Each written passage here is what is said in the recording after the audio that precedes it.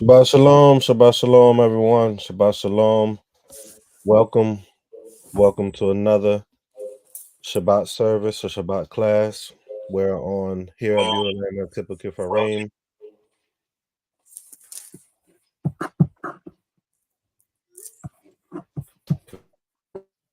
at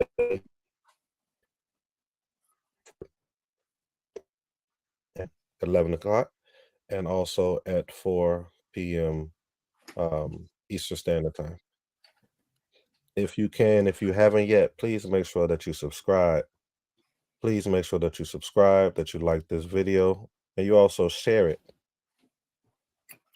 Am I breaking up? No, you good, man. All right. That you also share it.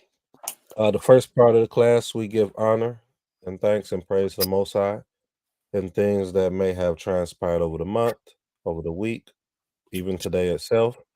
Just give honor and praise to the Most High. We allow those of you that's tuning in to share with us, and we post it and we read it for the audience. Now's the time, if you can. Those that's tuning in later, if you would do the same thing, leave it in the comment section, and we will get to you and respond to you. And make sure if you have not, please subscribe, please like, and please share. All right. So again, this is the first class, and before we get started with our lesson, we give honor and thanks to the Most High, praising the Most High. So please take the time to do so if you would like to.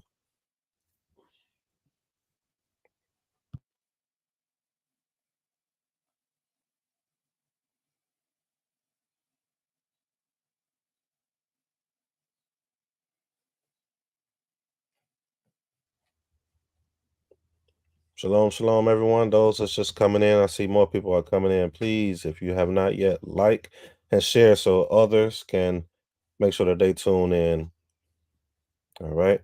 This is a time to give honor and praise to the Most High. Please, if you would, type it in there and we'll share it and we'll read it. All right. We have more people coming in now. Prince or Princess, if you all wanted to, you could go ahead and we can continue. Shabbat shalom, everyone. We would like for you all to personally take this link, copy and paste it in your page, and share with everybody you know. Send it down your messenger list, share it, send it down all your social media pages. In every way possible, share with everyone you know. So we can get the 6 million people that we've been looking for. May the Most High be praised. Naseekh Turner, Shabbat Shalom. Naseekh Turner, Shabbat Shalom. We miss you too. Believe me, we did. But we got a lot to talk about. What a beautiful day. We learned so much this last week that just passed by. We've experienced so many things, man. There's so many things have transpired and taken place. We can't talk about it all. But the little bit that we can talk about, we're going to talk about. We're going to share. But it was a very time-taxing week for us this week. Very, very, very informative this week. And Creator willing, we'll get there. Creator willing, we'll get everything done. Congregation Yisrael, Shabbat Shalom. May the Most High be praised. Shabbat Shalom. All right. Naseekh, is that you, my grandson, Naseekh? Is that you? Let's see. Text me and let me know if that's you. All right, let's go. What we're going to do at this time, Naseekh, what we say? We thanking the Most High at this time? For anything special? You all, Okay. Yeah, go ahead. Do your thing, man. Okay, for those that's tuning in right now, I'm seeing more people are coming in. If you have yet to do so, please make sure that you like this video right now. Take the time to like it. Also, if you have not done it, make sure you share it on your social media platform, as we're going to be bringing forth a good lesson today in the first class and the second class, so you do not want to miss it. I just went ahead and I shared myself on my social media platform. If you all could take the time right now and just share it, just say we are live. You know, you could just put a couple words, we are live, tune in. And make sure you subscribe if you haven't as well. All right, so this is a time when we're going to give honor and praise to the Most High. Those that's tuning in, please, if you would, just put it in the comment section. We'll read it and just say what you're thankful for. Give honor and praise with the family, and we'll share it. All right.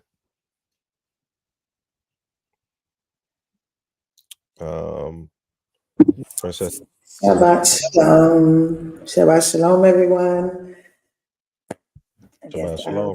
take the honors and go first. But as I breathe deeply, I am extremely, extremely, extremely humbled and grateful to see another Shabbat day, to have traveled for miles yesterday to make it home back to Beulah land, to touch ground on our community, and to just be in the Knesset today.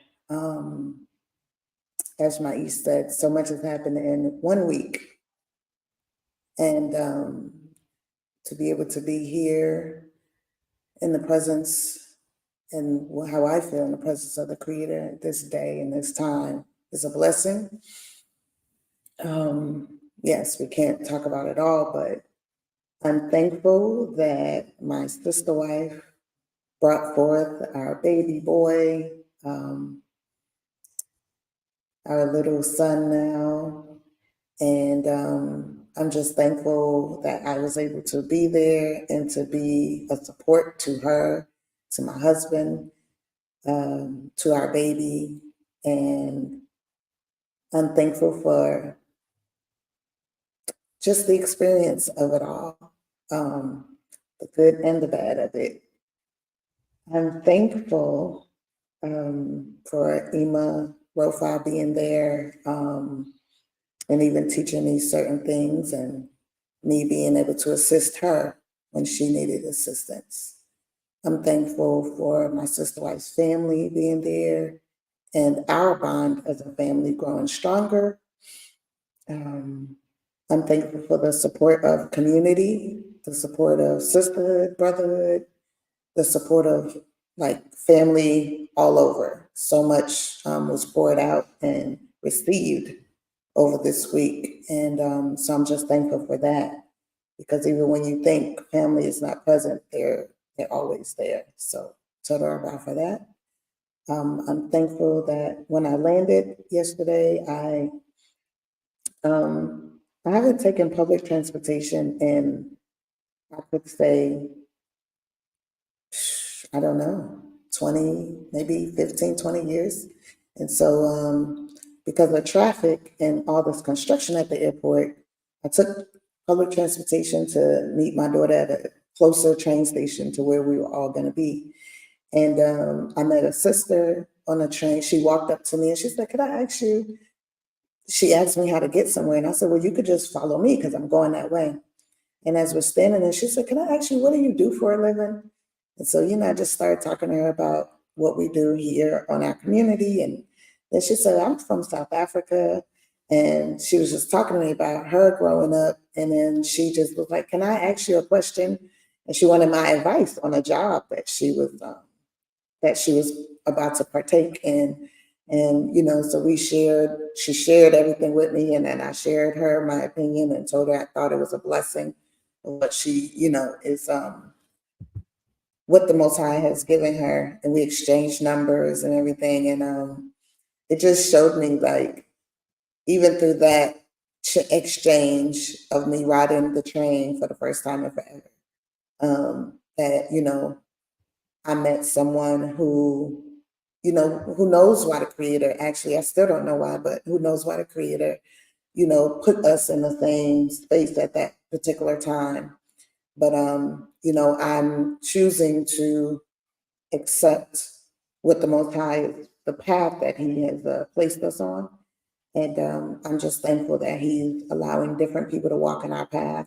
She even talked about how, which I thought was very significant, through the path that she's on right now, how she has seen many of her friends just drop away. Well, former friends, people that she was close to, just drop away from her.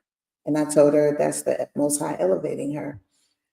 And so that was also an eye opener, and also a message for me. That when you see people not around you as much as you thought they would be, the Creator removing them so that your path can be clearer for the things that He has designed for your spirit, for you to be stronger in your walk. So I'm thankful for that.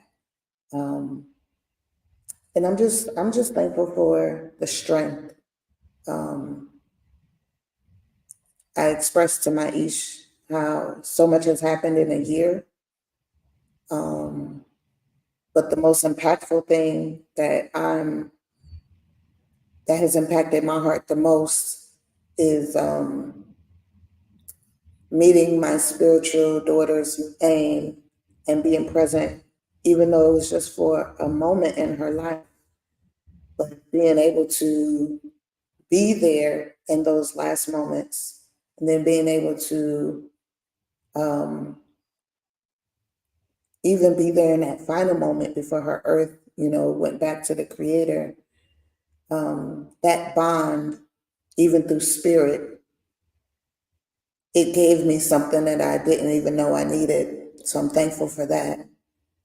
And then watching our son be born and take his first breath of life, you know, even when you see it so often, but this year just kind of did something else to my spirit. So I'm just thankful to the Creator for those experiences, because as we get wiser in life and younger in our age, we learn to appreciate the things that the Most High opens our eyes to and allows us to experience, and allows our heart to grow from those experiences. So I'm very thankful and grateful and humbled to the Most High for allowing me to have those experiences. And it's more to say, but I'll let other people go. So, Taraba, Zeko. May the Most High be praised. Total about.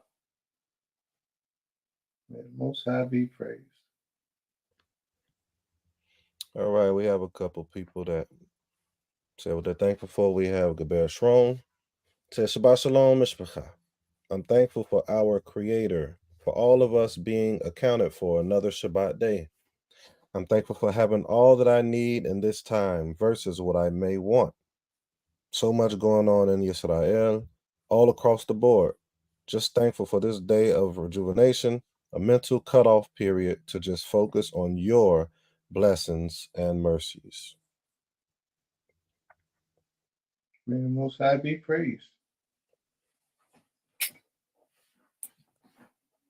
All right, we don't have anyone else, so I guess in the meantime, before I go, those of you that's tuning in, if you have not yet done so, we have six people that has liked the video, the live feed right now. Please take the time and like it. It's 14 or 15 people here right now.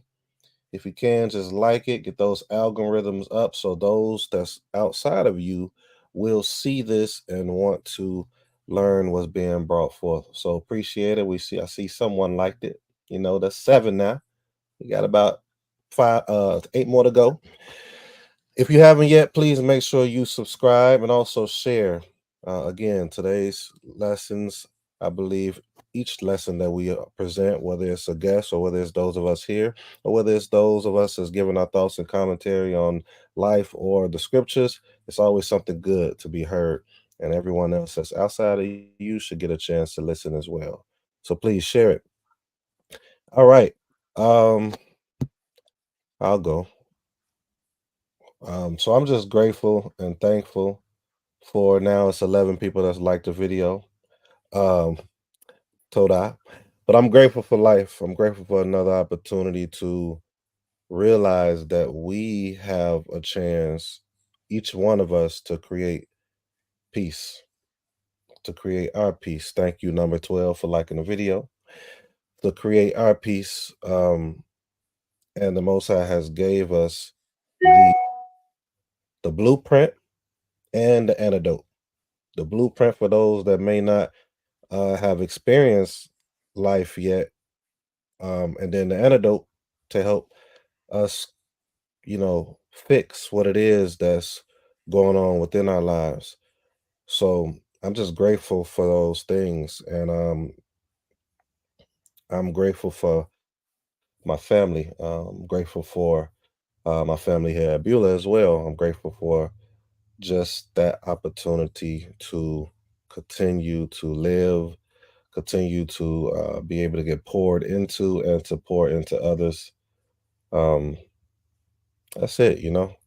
It's just a lot of things that's going on in lives around me and my life as well. But at the end of the day, all I could do is just be grateful and thankful. And told out for those of you that's still coming in, make sure you like the video. Make sure you like the video and you subscribe and you share. All right, that's it for me. And we got some in the audience posting things they're thankful for. All right, we have Aim Kater says Shabbat Shalom family. All praises be to the Most High Creator for strength and preservation through the storms of life. Thankful for family and community who willingly support your cause. Thankful that Prince and household are back. Your presence was missed last week. May the Most High be praised.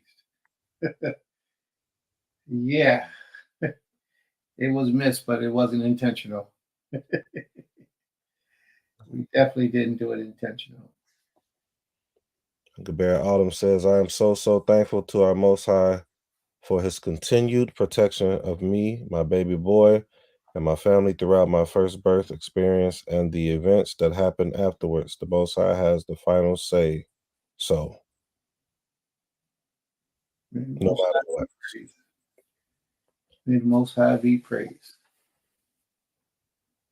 All right, and then we have Nasir, if I'm saying it correctly, forgive me. I'm thankful for that my grandfather came to Virginia to see me, my brothers, and my sister, and my mom, that he has made it back safe, and I thank the Creator for helping me pass my writing test. All right. May Writing the Most test. High be praised. Stay focused on that writing and reading and math. Those things are important. They will be essential in life later. Nothing like a grown man who can't read. No. He can read, but he can't comprehend. So it's not like a grown man. He can read the letters, but he can't comprehend. May the Most High be praised. Keep up the great work. We have Gabert. Uzziah says, I am grateful for the strength and truth. The Most High always reveals to us exactly what we need in his perfect timing. May the Most High be praised. Absolutely. Absolutely.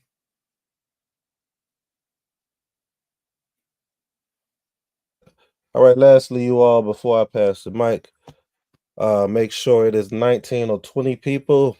It's 12 likes. Let's get them likes up. We need about 8 more likes. If you haven't yet to like it, make sure you do. It helps the algorithm. It brings more people to listen and get the message the Most High is delivering through all of us. For those of them that's not present, it helps them. So make sure you like it. Make sure you share it. And I'm going to go ahead and pass the mic. See, what you Okay. got, what a lot of people should realize also is that although we on a platform and we're teaching on a platform, you and the audience affect people as well by the things that you post and what you write. You know, you can help transform the life of someone that you probably would never meet just by your comments. So we encourage comment, share your thoughts. You know, if you have questions, ask questions, whatever it is that's in your spirit, whether we agree or disagree, it doesn't matter. Just share what it is because somebody else might be thinking about what you're thinking about. And when we have the opportunity to address it, we can either clear it up or confirm whatever it is to help someone else to live a better life and draw closer to this king. So, Ima, I think you was about to speak. So, I'll rest the mic. Torah Rabah.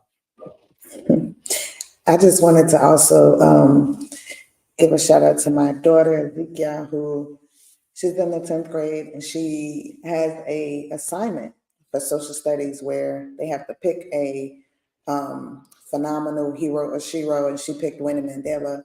And yesterday she got the opportunity to actually interview Winnie Mandela's goddaughter and get really personal and get some understanding, like a personal, more personable understanding of who Mama Winnie was, not just to her goddaughter, but to the whole of Africa and to the world. And so I'm just excited for her to be able to share that when we actually, as the school, we have 5 high schoolers and they're all gonna present their project. And so I'm excited for her to be able to share that experience. And just being in the presence of her interviewing, I saw how it was even giving her just more enlightenment and excitement, and how just phenomenal that is, to be able to even have people, like I reached out to a sister friend of mine who I've known for years, and she immediately reached out to her, to Mama Winnie's goddaughter, and we made it happen. So I'm just thankful that even the Creator is allowing us to be able to have those connections, so that our children,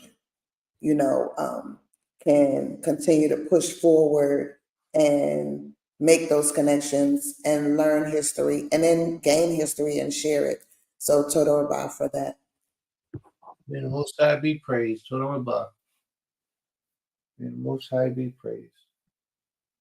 So you see how that connection work?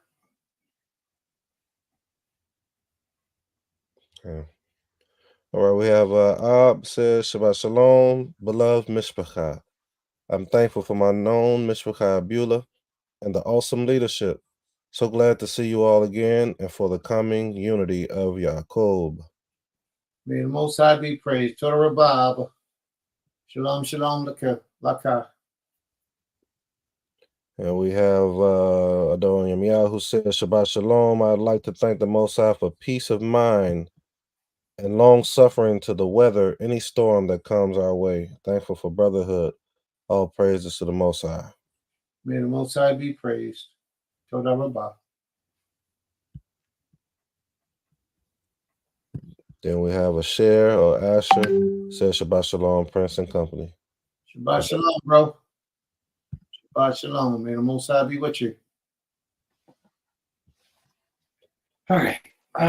Where do I start? Where do I begin? Oh, this was an amazing week. I mean, it's an amazing 2 weeks. Actually, amazing 3 weeks. There's been so much going on in these last 3 weeks. I can't share everything with you all right now. Just know that a lot of people in trouble.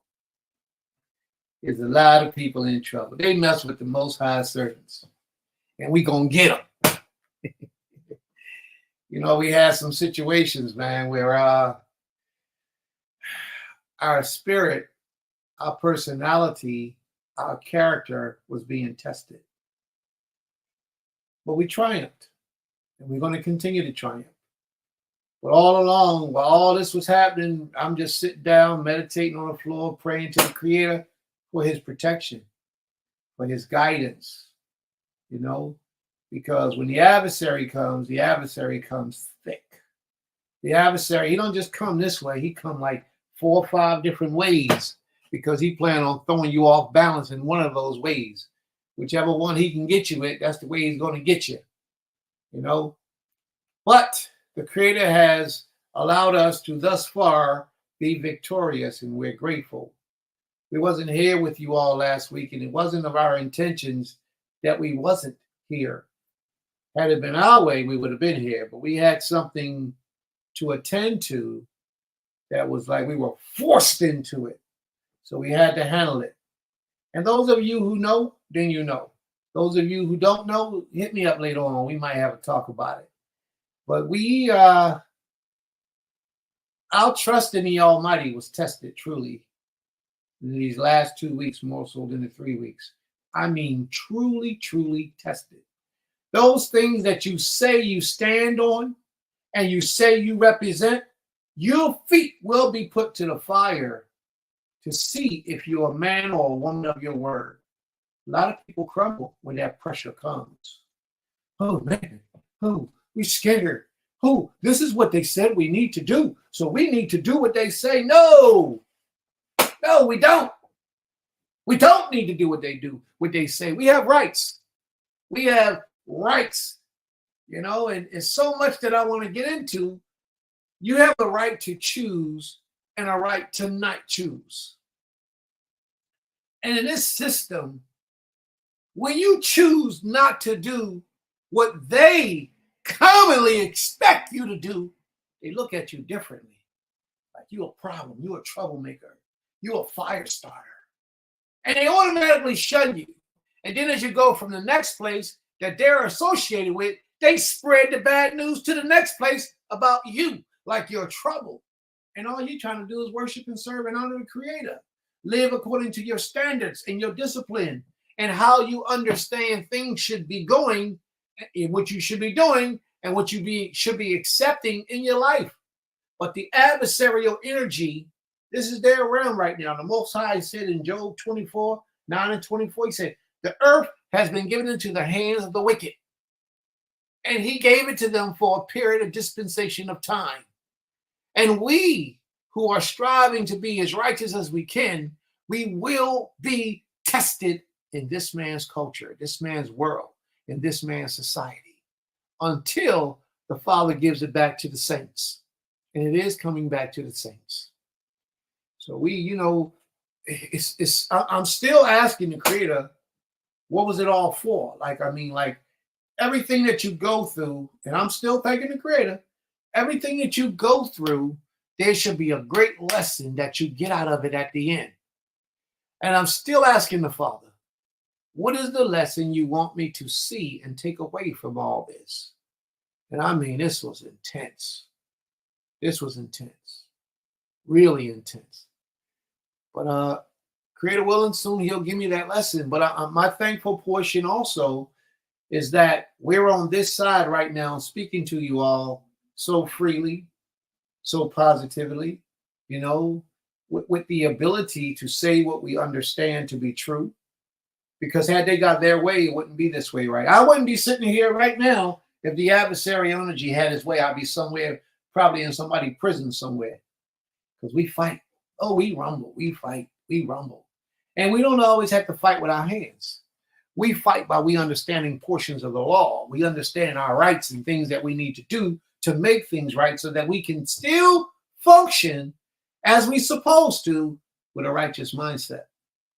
So we are very appreciative of all that the Father has done for us this week, last 2 weeks, the last 3 weeks, man, even the last year, 360 days from today. The Creator has been awesome. Awesome. He's supplying so many things. Every time I turn around, something new we getting on the land. We already had the vision about a year or two ago. And now all these things are falling in place. Everything that we designed and set up and we move forward to do, when you walk in the auspices of understanding that the Creator is King, when you have things in your spirit, leave it alone and the Most High will manifest it in your life. As long as you're walking in His presence, in His spirit, in His obedience to the best of your ability. That doesn't mean you have to be perfect. That don't mean you will be without error, without fault. It means that you will be perfectly walking in the ways of the Creator to the best of your ability. That means you'll be denying your own physical pleasure to do what you know is right in the eyes of the Creator. And as long as you do that, the Most High will take care of everything else that you have, that you need, that some of the things that you want, but definitely the things that you need, because He's King. And while He's doing it, don't always think it's going to go down the way that you think it's supposed to go down.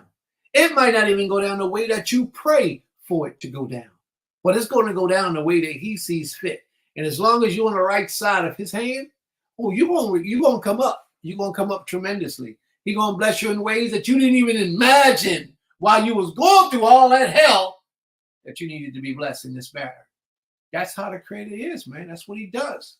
So I applaud anyone who claims to worship this King, to be your best, to do your best, and remain in that spirit as long as you can, no matter who comes up against you, no matter what energy has waged war against you, no matter what people have accused you of, you know you ain't did nothing.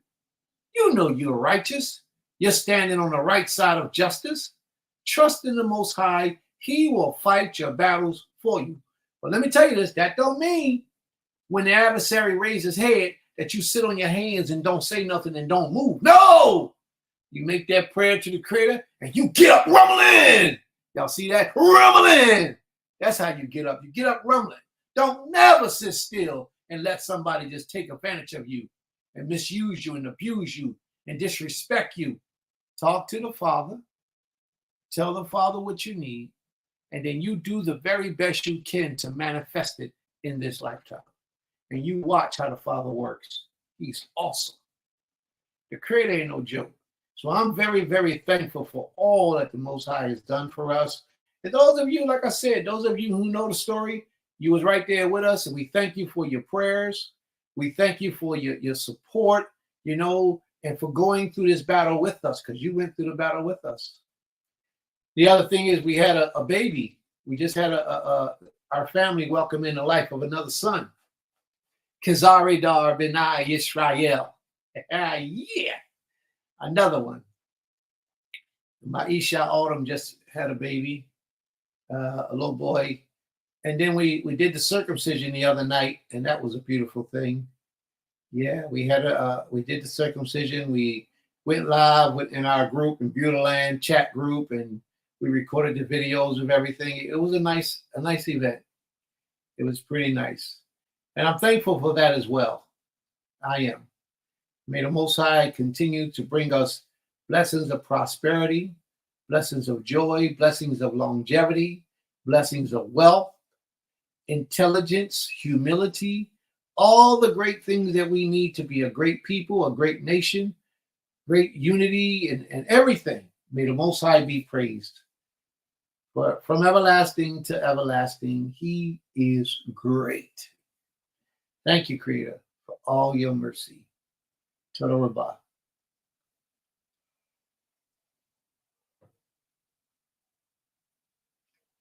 You want to do any reading, Naseekh? Pull any of these comments up? Just two comments. The Bear Sharon says, absolutely. I'm being transparent here. Hence why I'm struggling to find health insurance that coincides with my beliefs. They dropped me when I went against their grain. My previous one dropped me. This wicked system, unnecessary blood draws, unnecessary vaccinations. Like, no, y'all not going to keep drawing blood from me ever so often. It is not mandatory. That's right. And what you got to remember, I asked when I was at the hospital one day, I asked the nurse, I said, ma'am, you know, because when they draw blood from you, they fill up 2 little vials.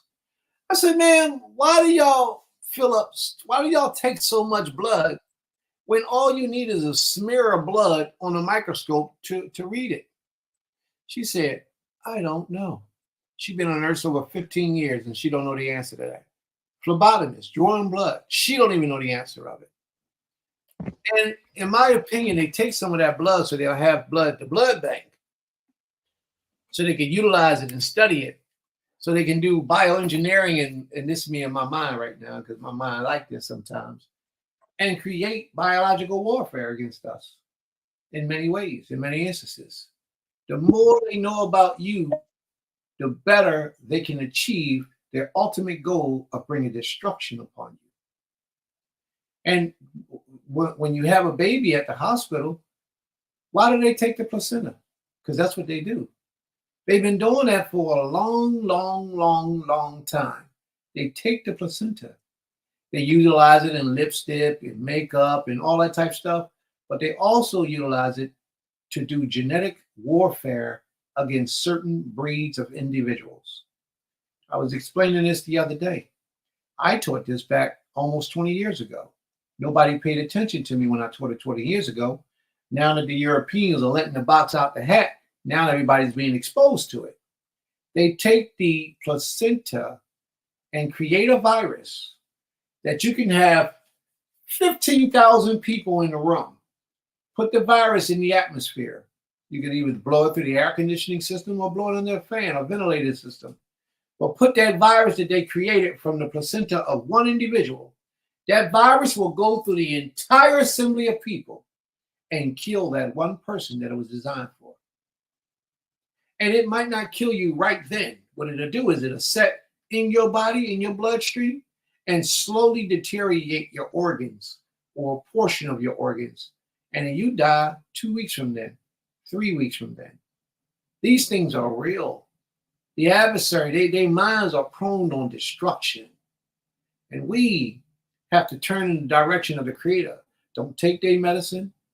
Don't trust. I mean, if it's a matter of life and death, then of course you got to do what you got to do to prolong life.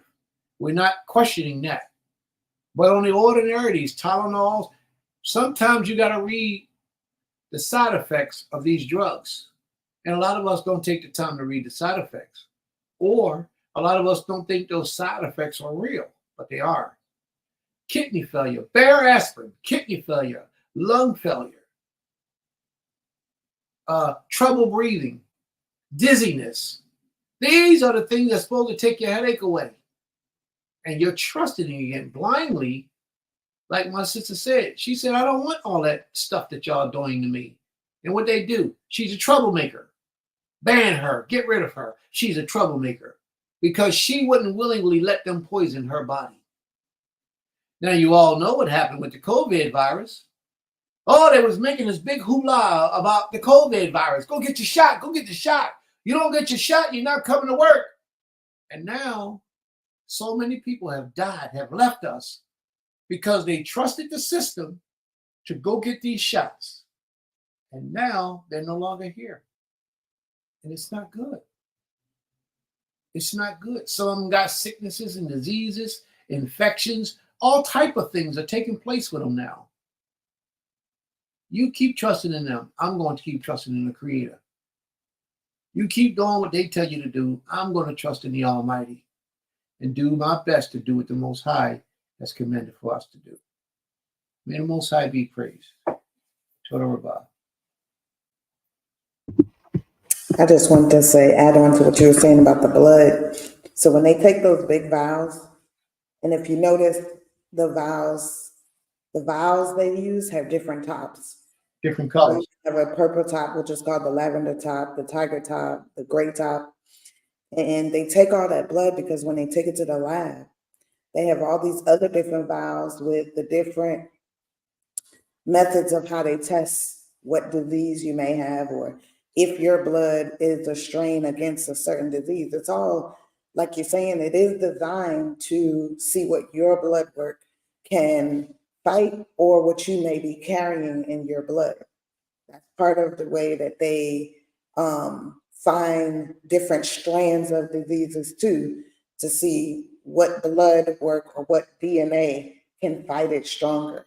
So that's why they have specific tops when they draw blood, because if they draw it in a red top, it can only last for a certain amount of time. If they draw it in a tiger top, which is the red and gray top at the top, then it lasts for a certain amount of time. And the same with the lavender top or the gray top. And those tests are done according to, like, if it's drawn in if I'm remembering right, if it's in the red top, that blood only lasts for 24 hours. After 24 hours, they can't use that blood in that tube no more. And that blood is drawn so they could do certain tests, your CBC tests. So it's like when you get your blood drawn, you can ask them these questions because the phlebotomist is supposed to know. The nurses, they don't know anything. I'm not going to say they don't know anything. They don't know as much when it comes to that. But the phlebotomists, they know exactly what those tubes are for, what they mean by the tops on it. So when a person is drawing your blood, you can ask them those questions and they should be able to answer you and give you definitive information. Sometimes they may not, because they just feel like, hey, or sometimes one thing my daughter brought to my mind is a lot of people who go to medical school don't necessarily go to learn. They go for money, so they cheat their way. So they still might not know. But those are the people you should ask, the phlebotomist, the person that's drawing your blood. And if it is a nurse drawing your blood, that means she was trained and she should know what those tubes are too. But all nurses don't know. I'm just, putting that out there. So when you go do these things, and then the labs, what they do is the more specimen that a doctor's office gives them, the more incentives they have for that doctor's office and the more money they gain from that. So it's all about the money, the incentives to build the statistics that helps the government to build these diseases and drugs and antibodies and all these other things that they're doing, to design to, in their words, to help the people, but in so many ways to destroy, the DNA of other people, and to match your DNA to see what they can do to kind of destroy your lineage in so many ways. But it's a lot of things of what you're saying, Abba, is so true.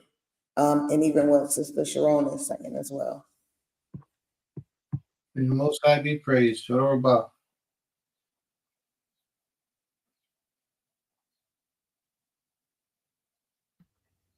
All right, those that's tuning in, if you haven't, please make sure that you like. If you haven't, we're still a little under with the amount of people that we have.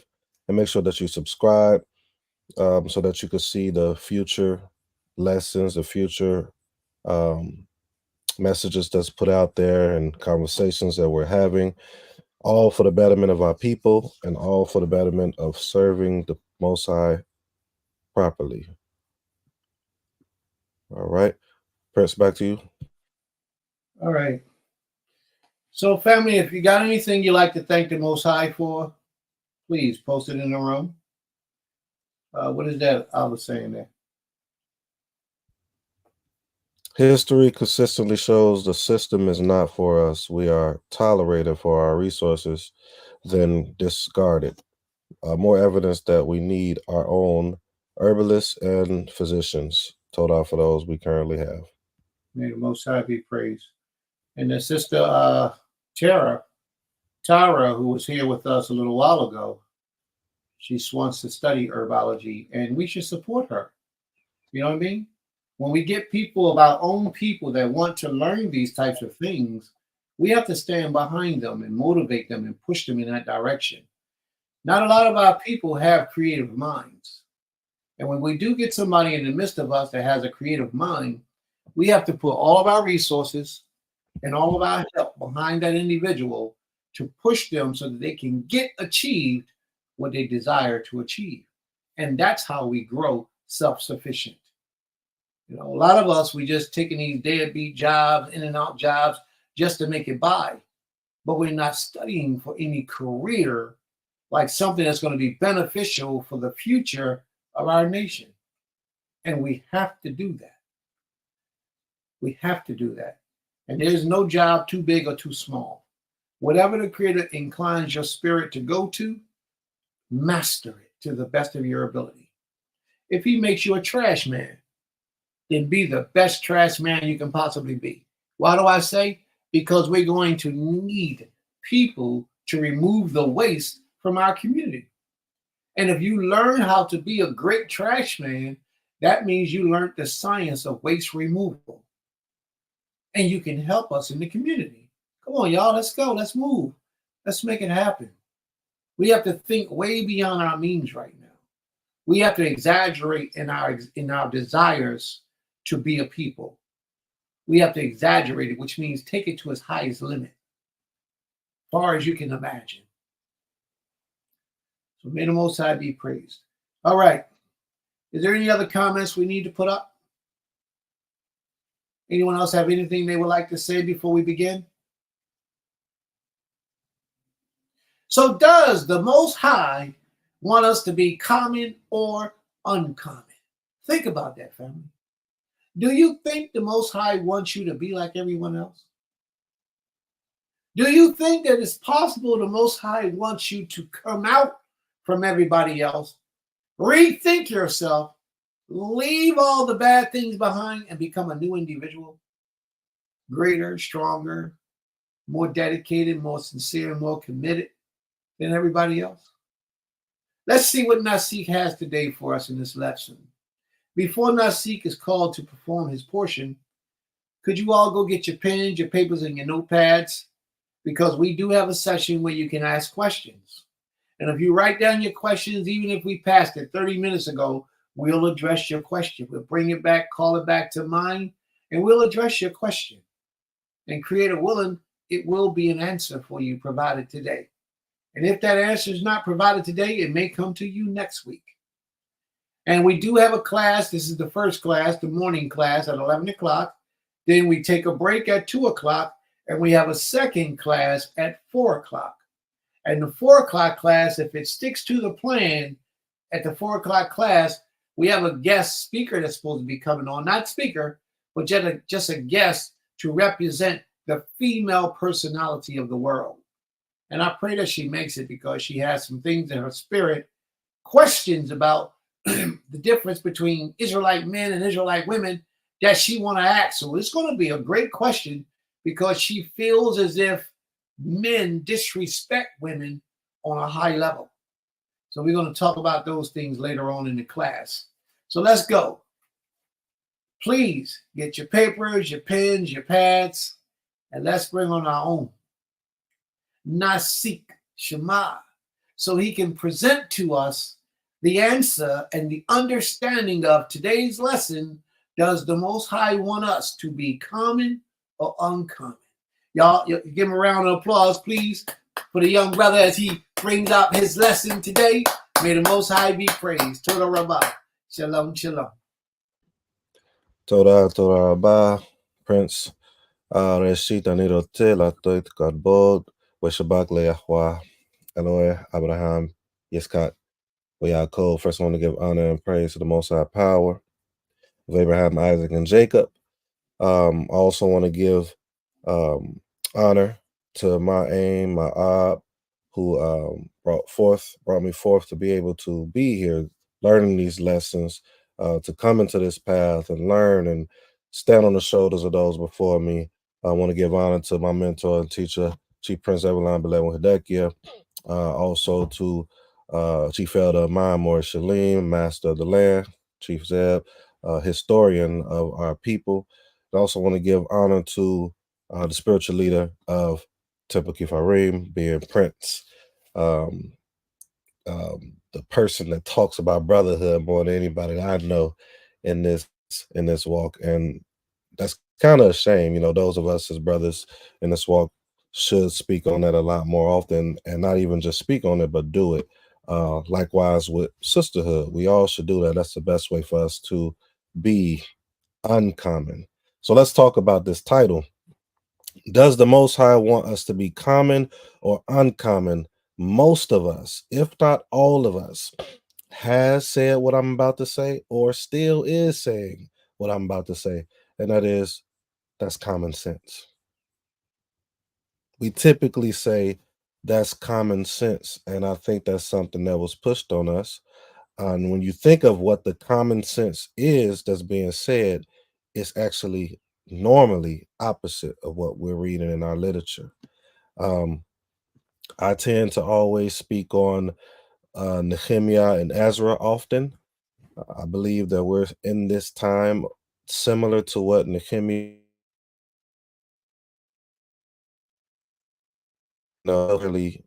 fairly young, just about, I would say a little bit over 100 years now, 120, 140 years of truly trying to come into this way of being Israelites. I would say about 80 years of it starting to grow on a scale to where more people are starting to take it. And then I would say maybe 50 years or 60 years, it was really, really growing across the United States. So, and we were just coming out of that slavery and then still getting certain rights, like the rights that Prince is talking about. A lot of that stuff is still, so we're in that same stage. So last week, for those of you all that was present, if you weren't here, please make sure you go tune into that lesson, because this is kind of going to go off of that lesson in a sense. And we're going to be in the book of Ezekiel. We're going to be in the book of Ezekiel. Chapter 40 is where we're going to start. And we're only going to read a few verses in that. I hope it's something that I bring out today that provokes thought and change individually, collectively, and as a people. And when I say collectively, I'm talking about in your home, in a community that you may be a part of, which many of us aren't a part of real communities, and that needs to change. Um, if we are, yes, so um, but hopefully it's something that's said today can bring forth some understanding. So we're going to be in Ezekiel chapter 40. I'm going to start at verse 1. And I want to go to Ezekiel 40 and verse 1 to give some context before we actually go into what I want to bring out. Um, Ezekiel is dealing with the time of the captivity that's close to Daniel. And we're going to see this rebuilding instruction that's being given. Okay. So we could kind of get an understanding of what uncommon is versus the common. Ezekiel 40 and verse 1 says, in the 25th year of our exile, at the beginning of the year, on the 10th of the month, in the 14th year after the city was conquered, on that very day, the hand of the Most High came upon me and brought me there in a divine vision. He brought me to the land of Israel. He set me down on a very high mountain near which there was something like the structure of a city to the south. So we see right now Ezekiel is having a vision, right, from the Most High that's given to him concerning um, Israel, right? And we try to bring forth, when we bring forth these messages, um, understanding of what could be happening now. So you may see men and or women that's trying to bring forth things and instruction and ways in which was given to us in our literature. And it's like, okay, well, we all have the book, but it's evident that we aren't all seeing it the way that we should see it, due to how we move today, right? So, in order for us to get to that vision, is something that has to change today. A lot of us are having the vision and saying things in regards to, I can't wait till we get back to the land. I can't wait. The Most High is going to change this and that. The Most High is going to do this, but we have not worked on ourselves individually. We have not gained the skills of leadership. We have not gained the humility to allow other people that's stronger um, um, in those other offices of leadership to take over in that department that you may be weak in. It's a lot of things that we have to gather together to fulfill that vision. And we're going to see Ezekiel is going to bring that out too. Let's keep going. It says, he set me down on a very high mountain near which there was something like the structure of a city to the south. He brought me there, and behold, there was a man whose appearance was like the copper, with a linen cord and a measuring rod in his hand. He was standing by the gate. And it says, the man said to me, Son of man, see with your eyes and hear with your ears, and set your heart to all that I am showing you. Set your heart.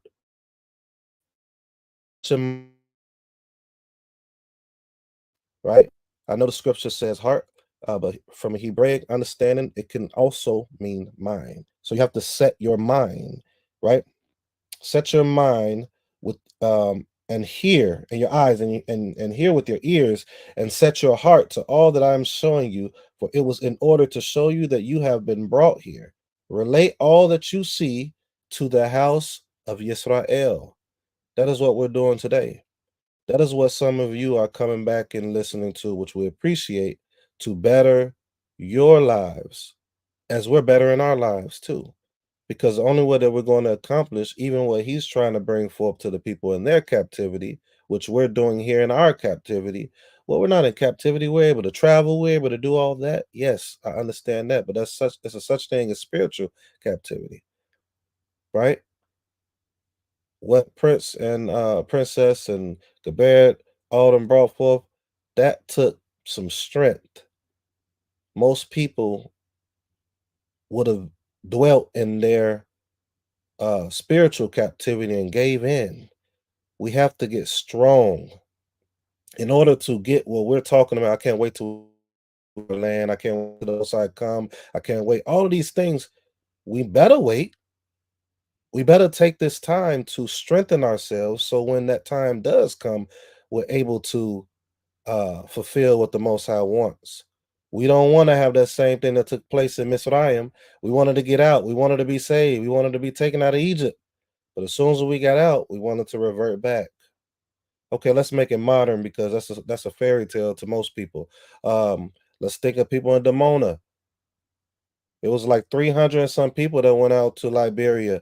They wanted to go to Israel. We're the people. Let's go. And about half of the people went back to the United States because they couldn't take it. Be careful what you're asking for, right? All of us want this change, but um, in order to really be prepared for that change, we have to prepare our mind. So it says, relate all that you see to the house of Israel. This is what we're seeing through leadership. This is what we're seeing through some of you that's watching it right now. You're sharing this with your family. You're sharing it with your friends and stuff like that. You're telling them these things. But when that pressure hits, are you going to be able to fulfill the very thing that you're sharing with them? All right. Behold, there was a wall outside the temple surrounding it, and in the man's hand, verse 5, was measuring rod of 6, each cubit being a cubit and a hand breadth, right? So let's stop there. We're going to go to chapter 42, but what I wanted to do is to paint the picture of what's happening in Ezekiel's vision right now. We're in a similar time now. The temple that's supposed to be brought forth, that's not happening right now in the fashion that it's supposed to be. So when it is supposed to be that way, it's going to be some things that we have to change. It's going to be some shifting that has to happen in a lot of these different organizations that we have as Yisrael. A lot of things that we're not even challenging ourselves as certain leaders within our different congregations and different sects, SESTS, or different sections of Yisrael. We're not challenging ourselves fully. I'm not knocking those that have a certain level of challenge because I still need it. But to get to where we're all talking about going, we have to challenge ourselves more. All right. Let's go to Ezekiel chapter 42. After we do Ezekiel chapter 42, I'll take questions. But I was just painting the picture of where we're actually going with this. All right. Let's go to Ezekiel chapter 42. And we're going to start at verse 1. All right. So bear with me on this. It's going to be a lot of things that we're reading right here, and it's going to be. I believe Prince brought this out at one point when we was talking about names. A lot of us, when we're reading the scriptures, we overlook certain parts. We want to get just to the juicy stuff, but we don't want to get the intricate things down. Those intricate things, just like with names, I'm bad with names too, right? And just like with building certain things, which we're about to find out here, a lot of us this is not our specialty, so it's not of interest to us, but it's still something we should try to focus on and learn and have a certain understanding of it because it's the foundation, and this is the foundation. Let's keep going. It says, verse 1, then he took me out to the outer courtyard in a direction going to the north. All right. This is still the vision. And he brought me to the chamber that was opposite the main temple building and the structure to the north, facing the 100 cubit length by the northern entrance. And the courtyard's width was 50 cubits. It was opposite the 20 cubits of the inner courtyard and opposite the balcony of the outer courtyard. Pillar faced pillar faced pillar in three-story complex. In front of the chambers was a passageway, 10 cubits in width, leading to the inner space through a 1 cubit path, and their entrances faced north. We're in verse 5 right now. The upper chambers were narrow because the pillars took up space from them, from the lower and middle ones of the structure. For they were 3 stories, so they did not have pillars like the pillars of the courtyard. Hence, the lower and middle chambers were deprived of floor space. All right.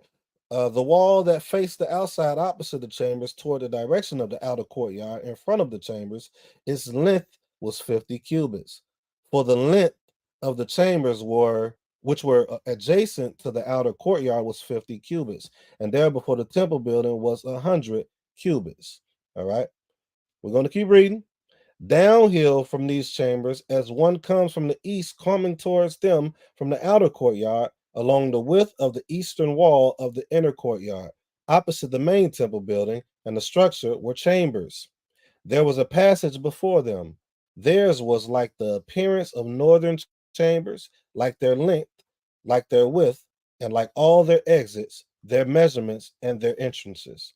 And like the entrances of the chambers that were to the south, there was an entrance at the main approach, an approach that led to the platform of the singers, the easterly path as they entered. This is the holy chambers, by the way. Okay? This is the holy chambers. Then he said to me, the northern chambers and southern chambers that face the main temple building are the holy chambers where the Kohanim who approach the Most High may eat the most holy offerings. There they may put down the most holy offerings. Now we're getting to it, you all.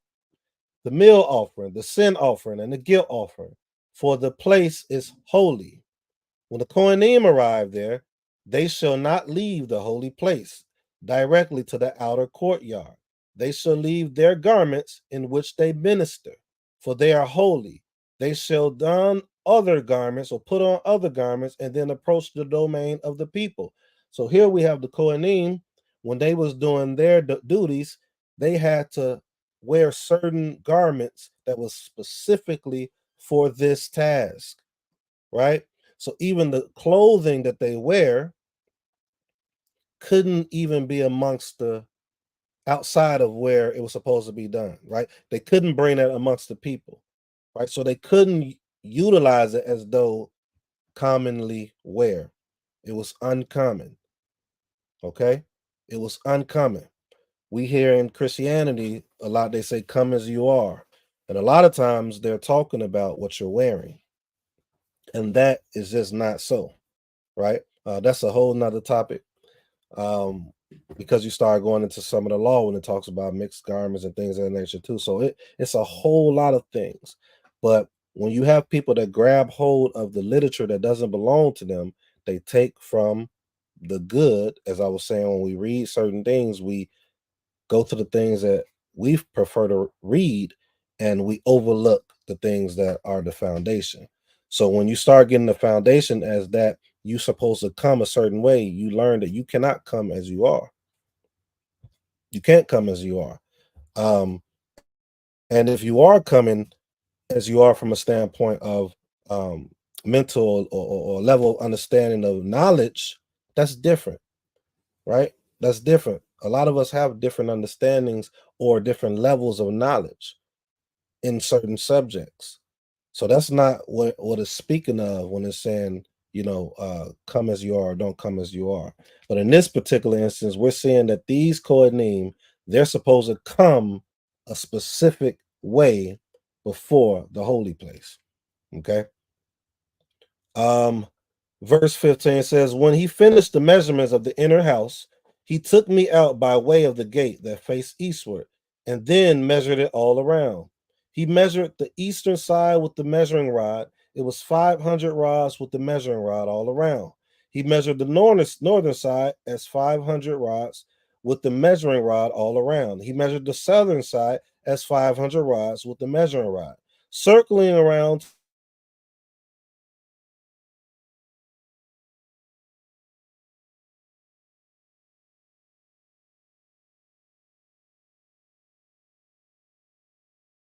around the length and 5 to separate between the holy and the common areas. What's the purpose of us reading this whole chapter when it's talking about cubits and measurements and things? One, they're establishing, or he's establishing in his vision, how this temple is supposed to be. It's very intricate.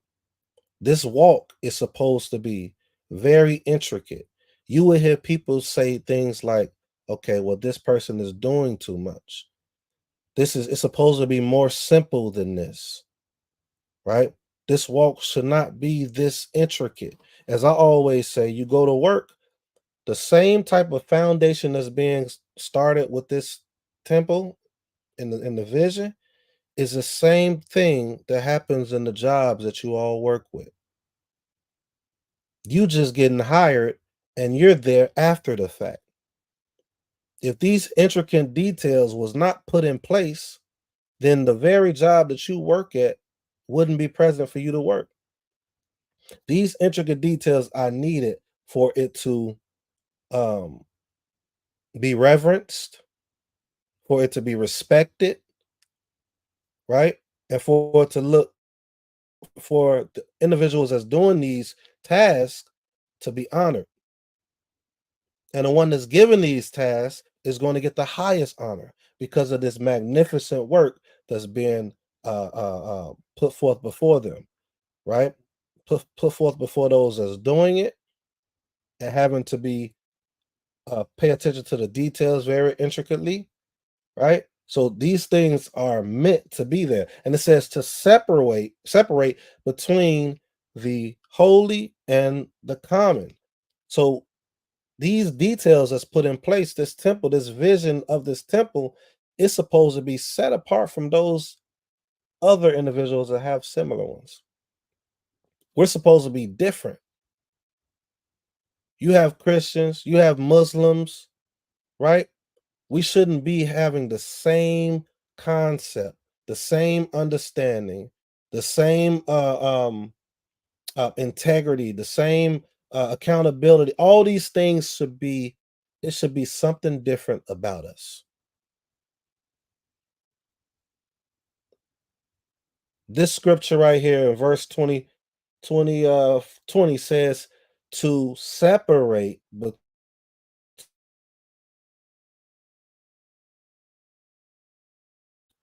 common. Remember that saying. It's common sense. We don't want to have common sense.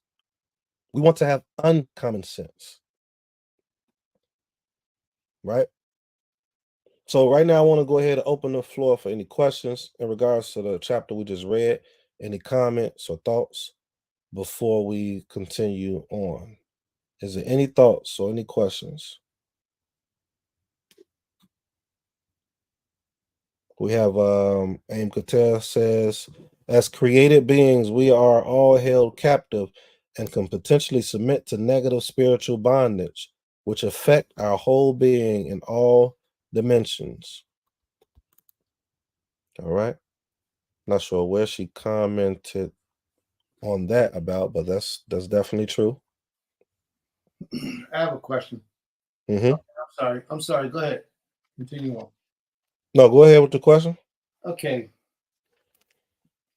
I hear you speaking about one strengthening themselves. But how? What are they? How are the individuals who are spiritually weak? What type of things should they be doing to strengthen themselves? It's easy to say, but then when you have to spell it out how it needs to get done, we all understand portions why we need to do it. I believe we do, but how do we strengthen ourselves spiritually, in your opinion?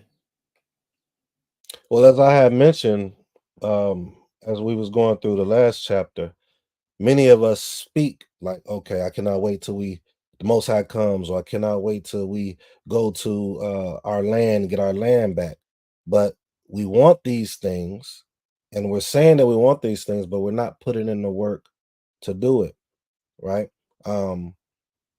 Simply put, it's just consistency and being intentional in what it is you're claiming that you want done. Your servitude. If you're a servant of the Most High, as many of us say, if you're a true servant, servants do the task in which they're given, and they're consistently doing it. They don't just stop doing it, right? In order to build spiritually, you got to first build physically. Let me explain what I mean. The spirit comes first. We understand that. But some people don't have knowledge of that spirit. So, in order to get the understanding of that spirit, you have to do certain acts to then figure out why or when you realize what these acts have done, then you start to understand the spirit. Okay, I'll give an example, and I think I brought this up last week when I was teaching. A lot of you saw the Karate Kid, and when you see the Karate Kid is doing the wax on, the wax off, the painting up and down, the brushes, he don't know why he's doing it. And then at the very end, he's wanting to stop. Like, this is a waste of time. What am I doing this for? Then the person that's teaching him tells him to, well, Mr. Miyagi, I think his name was, right? Drop the paintbrush, drop the coat in a newer version. Now I want you to do exactly, he named these things. So wax on or wax off, or remove the coat. And he started going at him with the action of fighting, and he's able to defend himself. Now he understands what it was, the whole spirit of what he was telling him to do. Right? So the best way to grow spiritually is to intentionally go in a direction towards the spirit. And if the spirit is the end goal, then the steps that's leading to it is going to get you there. Perfect example. The Most High gave us laws. The Most High has given us laws. And when you start taking on these laws and you start to go through the I wanted to say scenes, go through the acts of what's transpiring. Perfect example. We're going to go into that actually. I don't want to go too far in it. Hopefully I answered your question. If not, I'm going to answer it in this. It's literally in the lesson, the question that you asked. So I don't know if I answered it so far, but we're going to be answering it in the lesson. So you're saying that in the lesson today, you're going to teach people how to build up their spiritual strength? Yes. Spiritual Okay. strength doesn't just start within you. It starts what's around you as well. A lot Oh, of us are by ourselves. So I'm it's waiting. no I'm really waiting to hear this lesson. Boy, it got me excited over here. a Let's lot of go. us a lot of us are used to doing things on our own. So when we actually come in the midst of what the Torah has really put forth before us as far as being together, that's when that pressure hits and it really reveals what and who you are. Right? So it's, if you're by yourself, how can you tell bear? Right? The law talks about don't be a talebearer. But if you're literally by yourself, you're not around a community or around a congregation, and you're really dealing with people outside the world, how can you really talebear? I mean, you could talebear with them, but as far as it's supposed to be meant for your brother, your sister that's within this covenant, how can you do it? So it's when you're actually doing the law, or when you're actually doing something, that's how you start to learn. That's how you start to learn the spirit of it. That's how you start to appreciate it more. You appreciate it with time. But within that time, you have to be doing the work. You have to get that understanding. Shemuel didn't get the understanding until older. He didn't really get talked to or didn't really know the Most High, as the scripture says, until later on. And he been working and being under Eli for a while. So you have to put yourself in the action in order to get that spirit, that true spirit. That's my opinion. All right. If we are all common, there is no order. There is no teacher or leadership. All right. Let's keep going. Let's go down. Any more questions or comments before we continue?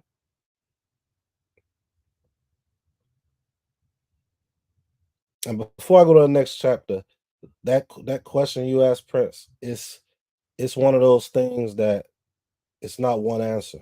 It's different variables.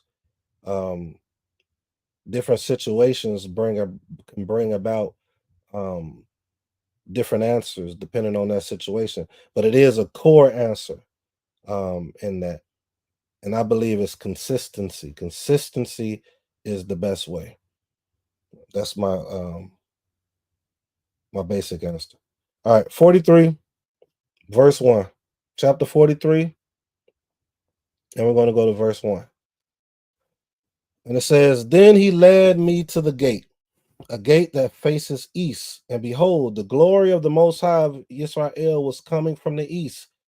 Its sounds was like the sound of a multitude of waters, and the earth shone with his glory.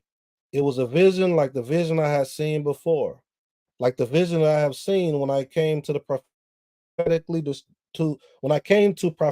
destroy the city, and visions like the vision I had seen at the river Khabar, and I fell upon my face. So he received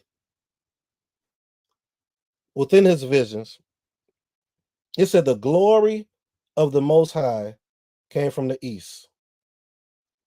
All this glory that he has seen caused him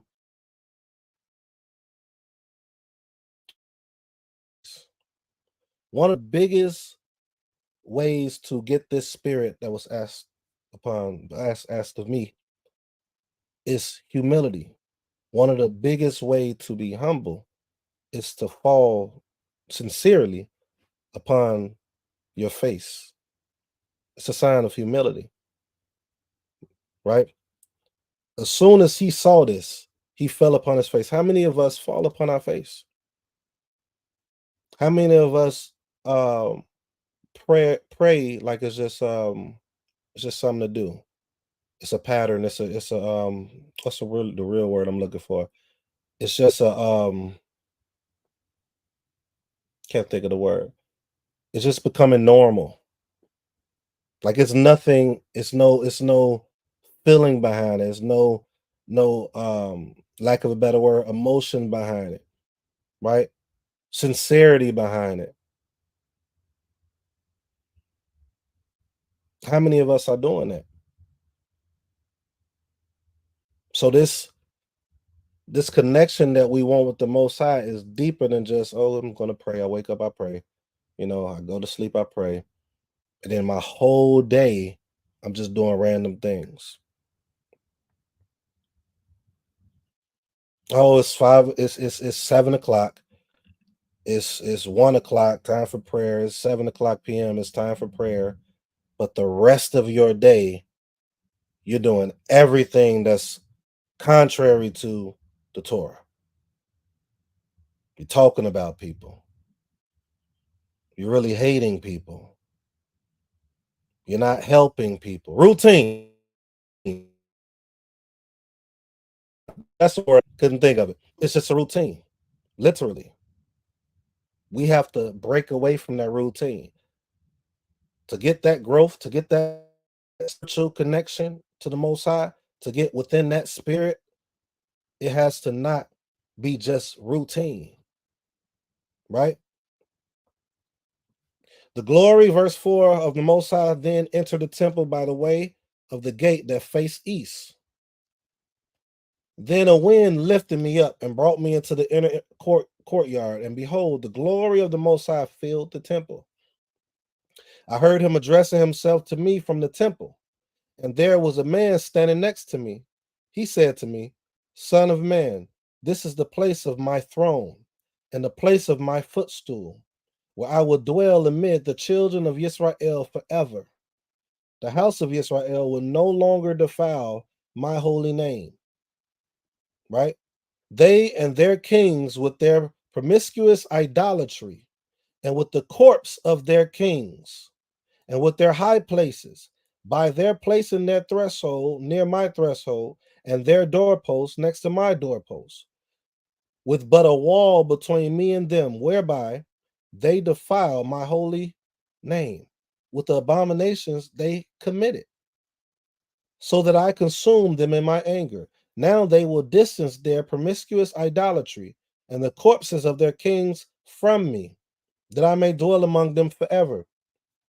In other words, so you have Yisrael defiling the name of the Most High in what they may call the place of the Most High,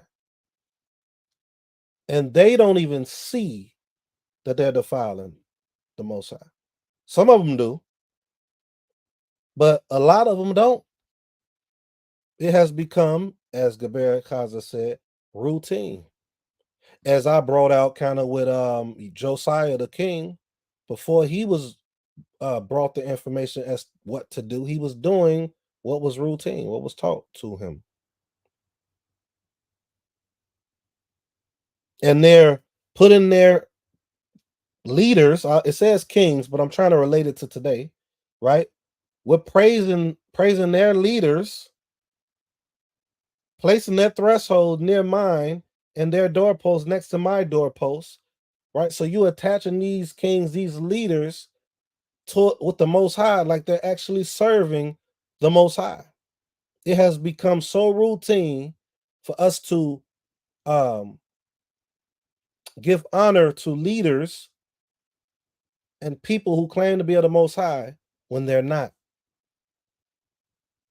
We have to be able to discern that. We need leaders in place that will discern it, that will call it out, and that will share with the people the right way. Because right now, today, we're having the same thing that they had back then. We're big upping leaders that are foul, that are wicked, right? That are promiscuous, it says. They're promiscuous idolatry. And then we're pushing it to the side like, oh, well, that's their home. I had somebody say that to me one day. That's their home. You can't tell a man what to do in his home. If he's doing something wicked, you can or you should. But the reason you can't really tell them is because most of them are not in communities. And most of them are not even really doing this walk. Most of them are doing it only when it benefits. But when it's time to really hold that fire to the butt, they're not, oh, you can't do that to me. We're not truly living this life. We're living it commonly. We're doing the same thing that everyone else is doing. We have common sense. But the Most High says, now they will distance their promiscuous idolatry and the corpses of their kings from me, that I may dwell among them forever. You, son of man, tell the house of Israel about the temple, and let them be ashamed of their iniquities, and calculate the temple's design. If they become ashamed all of all that they have done, then make known to them the form of the temple and its design. So what is this saying right here?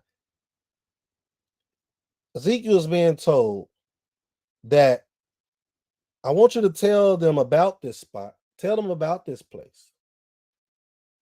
Don't bring them. Tell them about it. If they're ashamed of their iniquities at this point, right? And they become ashamed, then share with them this information. What can we learn about this? Stop telling everyone about what you're doing in regards to the Most High, because everyone's not worthy to know it. They have to become worthy in order to know it.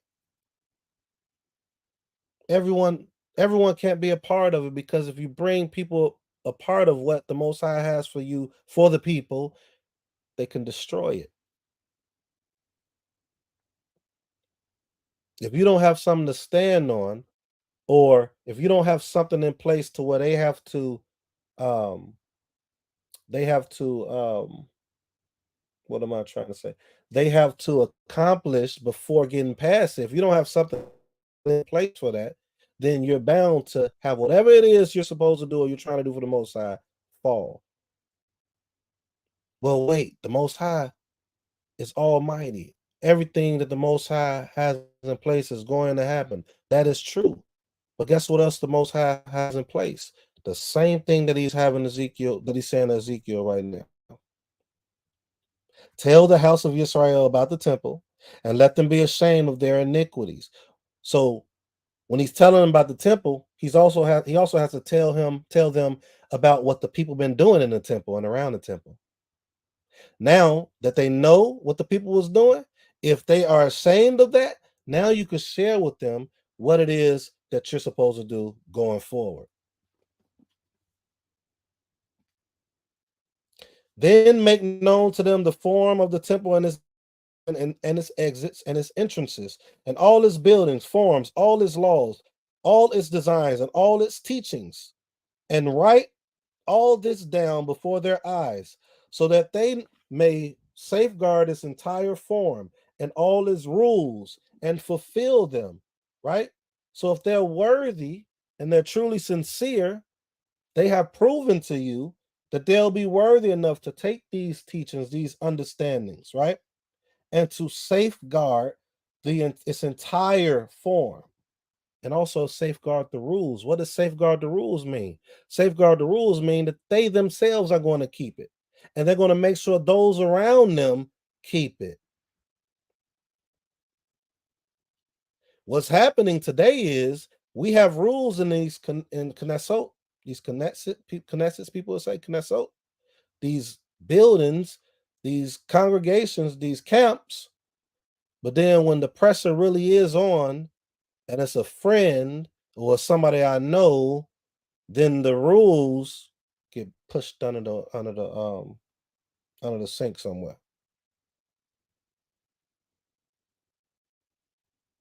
This is what's being shown right here. It says, verse 12, this is the teaching regarding the temple atop the mountain, its entire boundary all around shall be most holy. Behold, this is the teaching regarding the temple. Why are we talking about a temple right now, you all? Why am I talking about this? Because it's like the foundation. It's one of the foundations, if not the, outside of serving the Most High first, right? But this is one of the foundations. We saw this with Ezra and Ezekiel. I mean, Nehemiah and Ezra, so likely. Nehemiah and Ezra. We see this. Same thing. Same thing. Verse 13 says, now these are the dimensions of the altar in cubits, each cubit being a cubit and a hand breadth, except for the base of the one cubit, wide, the cubit of the ledges width, and the border pieces upon its edge all around the one span each, and this too for the top of the inner altar. From the foundation upon the ground up to the lower shelf is 2 cubits, the shelf being 1 cubit in width. From the smaller shelf to the larger shelf is 4 cubits, the shelf being the 1 cubit in width. The block of the hearth area is 4 cubits, and from the hearth area 4 horns project upwards. The hearth area is 12 cubits long by 12 wide, square for its 4 quadrants. The uppermost shelf is 14 cubits long by 14 cubits wide for its 4 quadrants. The border pieces all around it are a half a cubit. Its base is a cubit all around. Whoever ascends its ramp would face eastward. 18. Then he said to me, son of man, says these are the laws of the altar is made to offer a burnt offering on it and to sprinkle blood on it. You should give to the Kohanim, the Levites, who are from the seed of Zadok, who approach me, the word of the Most High, to serve me, a young bull of sin offering. You should take some of his blood and place it upon his 4 horns and upon the 4 corners of the uppermost shelf and upon the border all around. Thus you will cleanse it and purify it. All right. So we see that all these instructions is being done. Why? These instructions is being done to make sure that we do not go against the Most High, right? That we do not end up doing the things that a lot of the leaders back then has done, and the same thing with what the leaders of today are doing, right? They're not respecting what they're dedicating to the Most High. So he's giving them these instructions in this order. All right. Are there any questions? Any questions? Any comments?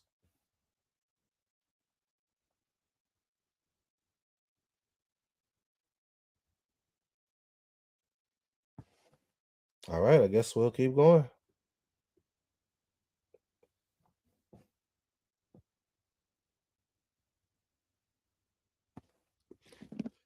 All right. Let's jump down to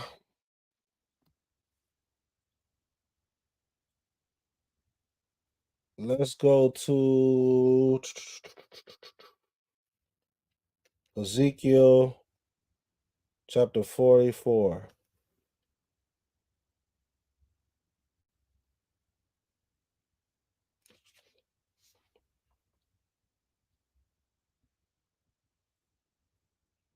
Got kind of quiet today. Ezekiel 44, verse 1.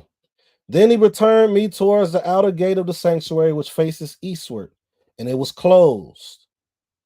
The Most High said to me, this gate shall be closed. It shall not be open. No man may come through it, because the Most High, the Elohim of Israel, has come through it. It shall be closed. It is for the prince. He is the leader. So he will sit within it to eat food before the Most High.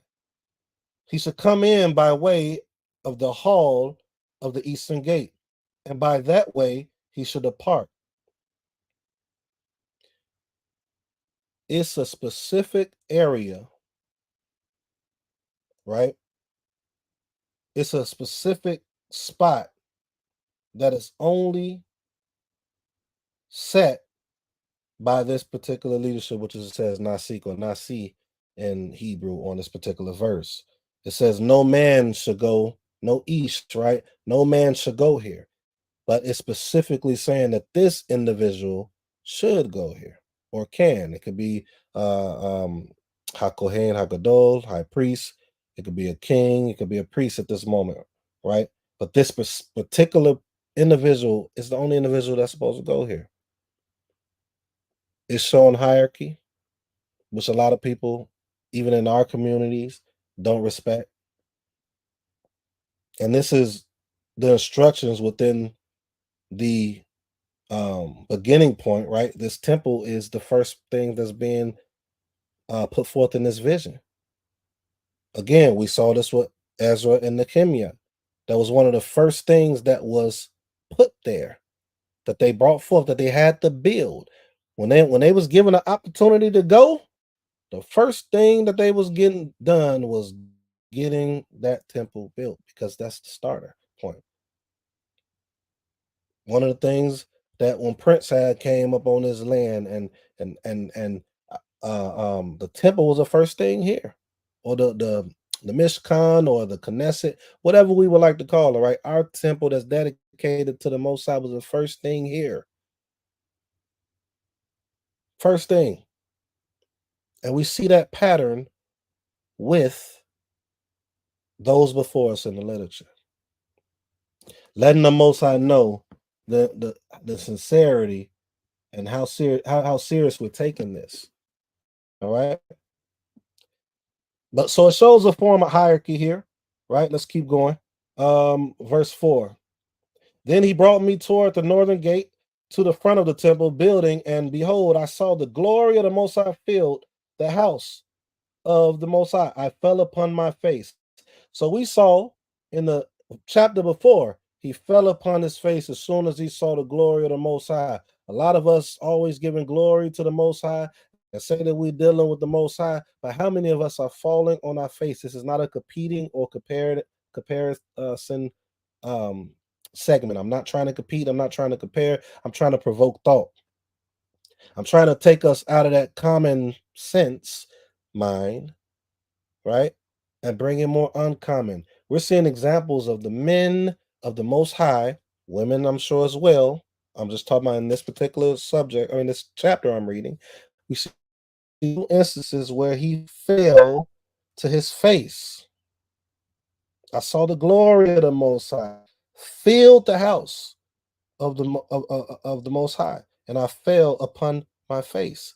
And each time was in the process, the building process of that which is dedicated to the Most High.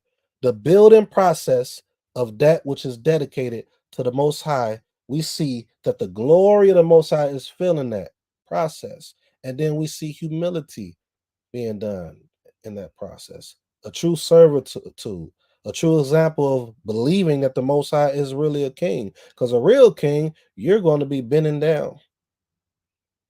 when you come before that king. All right, so we see this. This is uncommon. All right, let's go to verse 5. The Most High said, hold on, y'all.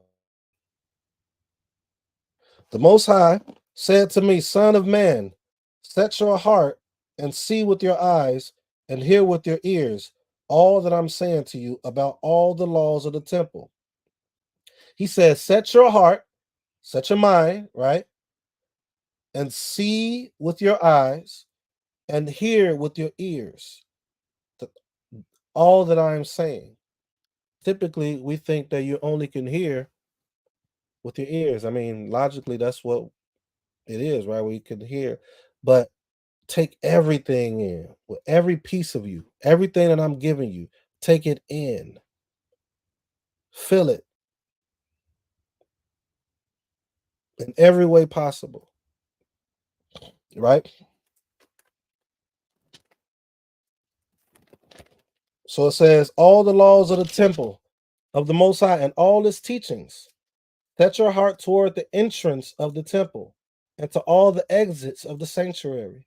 Then say to the house of rebellion, to the house of Israel, thus said the Most High, you have indulged too much in all your abominations, O house of Israel, by bringing in strangers of uncircumcised heart and uncircumcised flesh, to be in my sanctuary, to defile my temple when you offer my food, fat and blood. And they have violated my covenant in addition to all your abominations. You did not safeguard the charge of my holy places. You set as guardians of my charge in my you set as guardians, watch this, of my charge in my sanctuary, those who were for yourselves. In other words, you put your friends in positions over the people. You put your friends in a position that's supposed to be to serve the Most High, to benefit you instead of benefiting me. Let me read that again, just in case it's not making sense. You did not safeguard the charge of my holy places. You set as guardians, as people to hold, to watch and be over these things of my charge in my sanctuary, those who were for you, but not those who were for me. We have to put people that are truly wanting to serve the Most High in those places, that are showing that they're serving the Most High in those places.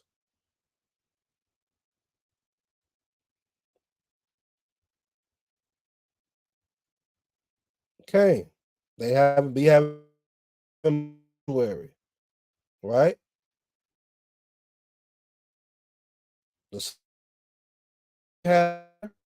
We try to make sure as possible, even to the point where there's no you could go to the bathroom in it. Every place that every one of us has went, whether in this truth or outside of truth, they have that there. Maybe because they're ignorant to it. I don't know. But those that do know, they know they're doing it wrong.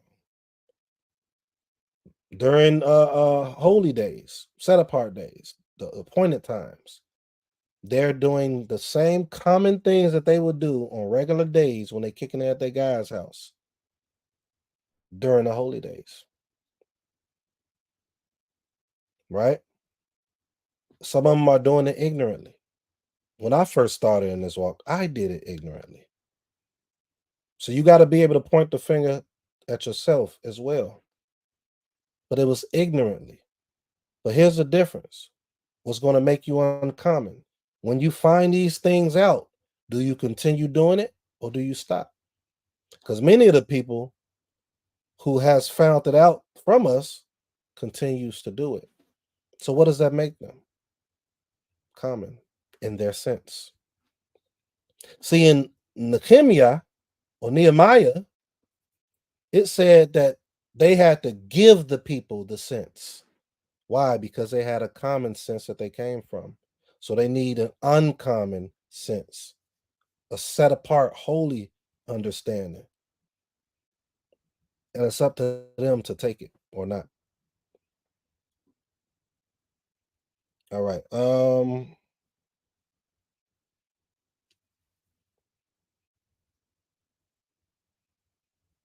right, let's keep going.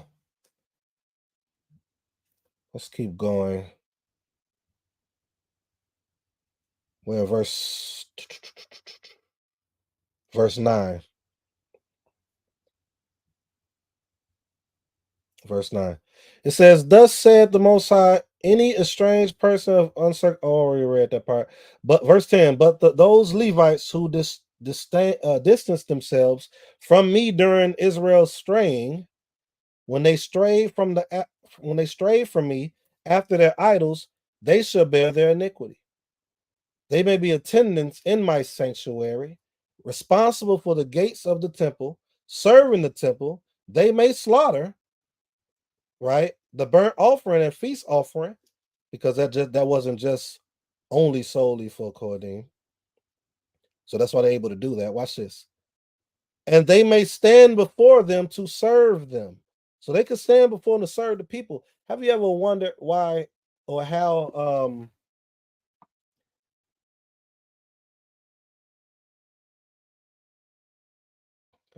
ever wondered? One second.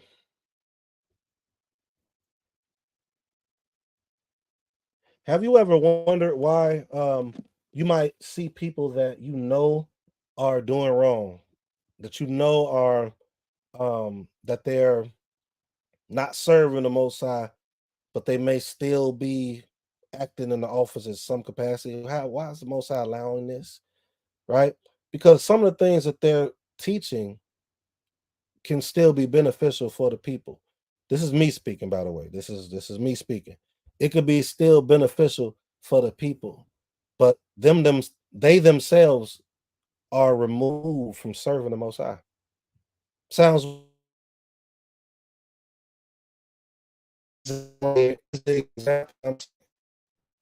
They may be attendants in my sanctuary, responsible for the gates, verse 11, of the temple, serving the temple. They may slaughter the burnt offerings and feast offering of the people, and they may stand before them to serve. But because they ministered to the people before their idols, and they became a stumbling block of iniquity for the house of Israel, therefore I have raised my hand against them, the word of the Most High, and they shall bear their iniquity. Right? So they can still serve in a sense of when it comes to I would say things pertaining to the temple, but not in the office of like Kohanim. They can't do anything dealing with the most holy things. But the day-to-day things they could do, light a candle, you know, do this, that, but they can't do. Am I still on? Can you all hear me? Oh shoot.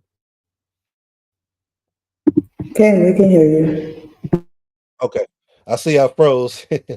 But they can't do it. Not approach me or to approach my holy places, to the holy of holies. But they shall bear their shame and their abominations that they have committed. Please let me know if I'm going out, you all. All right.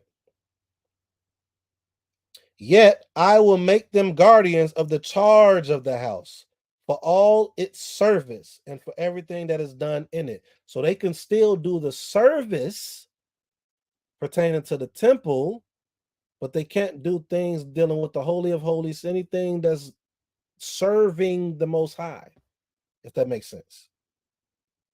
Can you all still hear me? Because I see that I'm froze. I just want to make sure y'all hear me. Okay, we can hear you. All right.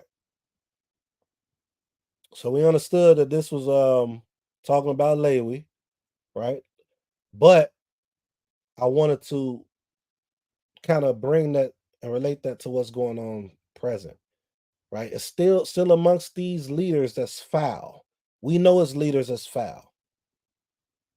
It's still messages that will help the people.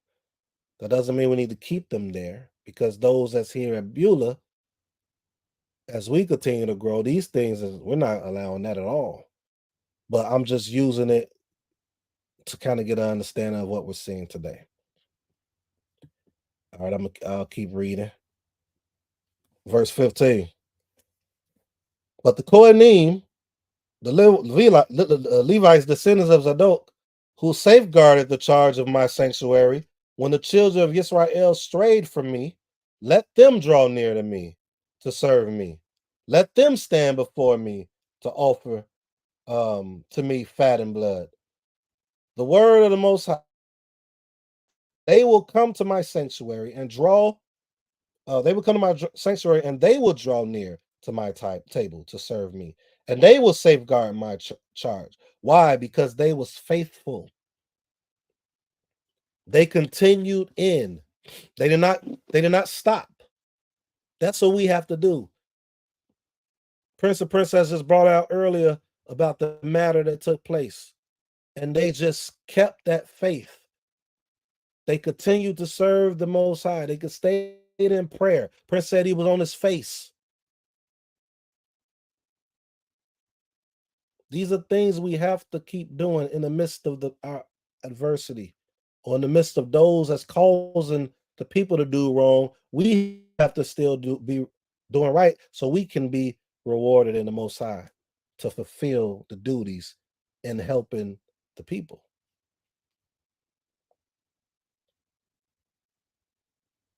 "17. Just hopefully I'm not froze. Hopefully I'm still here. 17. It shall be that when they come to the gates of the inner courtyard, they shall wear linen clothes. Wool shall not be upon them when they serve inside the gates of the inner courtyard within. Linen turbans shall be on their heads, and linen breeches shall be on their loins. They shall not gird themselves where one perspires. When they go out to the outer part of the courtyard, to the outer courtyard to the people, they shall remove the clothes in which they had ministered, and leave them in the holy chambers.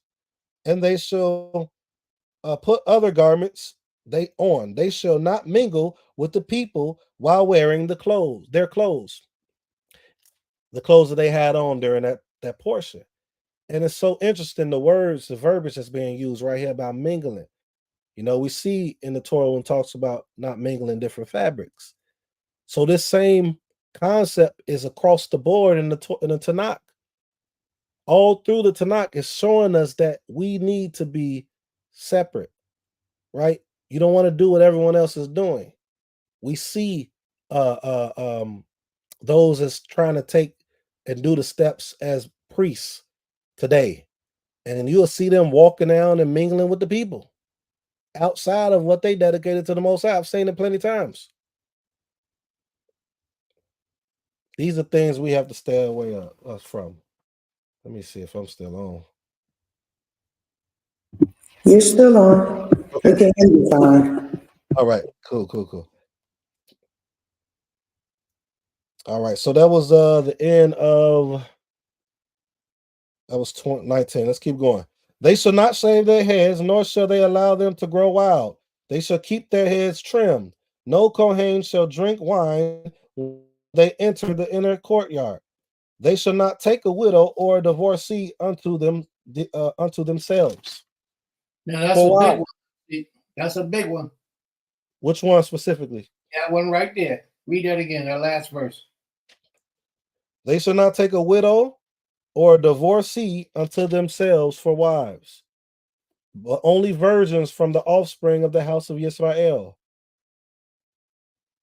But a widow who is only wicked, some Kohanim may marry. Widow, sorry.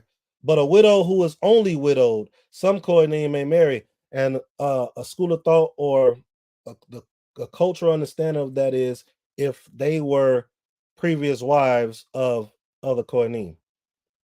It was keep that bloodline, keep that spirituality amongst these priests, right? So they couldn't just marry anyone. Our people was big in spirituality. Our people was big on, as we see us talking about a lot here, energy, right? So the energy of other people, so that's why certain, like the high priest, had to stay amongst the sanctuary at all times. It's like the people that you're around can affect you. The people that you take in can affect you. The people that you marry can affect you.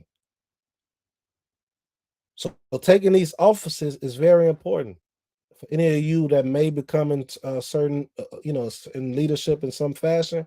When you take on this, it's a certain way that you have to move, because if you don't, you end up being like the very people that he's getting rid of, the very people that he's has sent the prophets to get rid of, the very people that he had a king as Josiah to get rid of. These people that was in these temples, on this temple, previous, I should say. All right. It says 23, they shall instruct my people concerning the difference between holy and ordinary, and they shall inform them of the difference between contaminated and clean. That's what a leader's job is supposed to do. If you are listening in right now and you're just visiting and you're a part of an organization somewhere else, if they're not showing you and instructing you the differences of between contaminated and clean, in multiple subjects, because that's a broad subject right there. So you should be learning things pertaining to clean and unclean in multiple subjects. If they're not doing that, then there's one or two things. Either there needs to be still growth with them, and they may be sincere, or what we're seeing here and in most places in our Tanakh, they're actually being wicked. They're leading the people astray. They're being common instead of being uncommon. Concerning 24, a disagreement, they shall stand in judgment and shall let's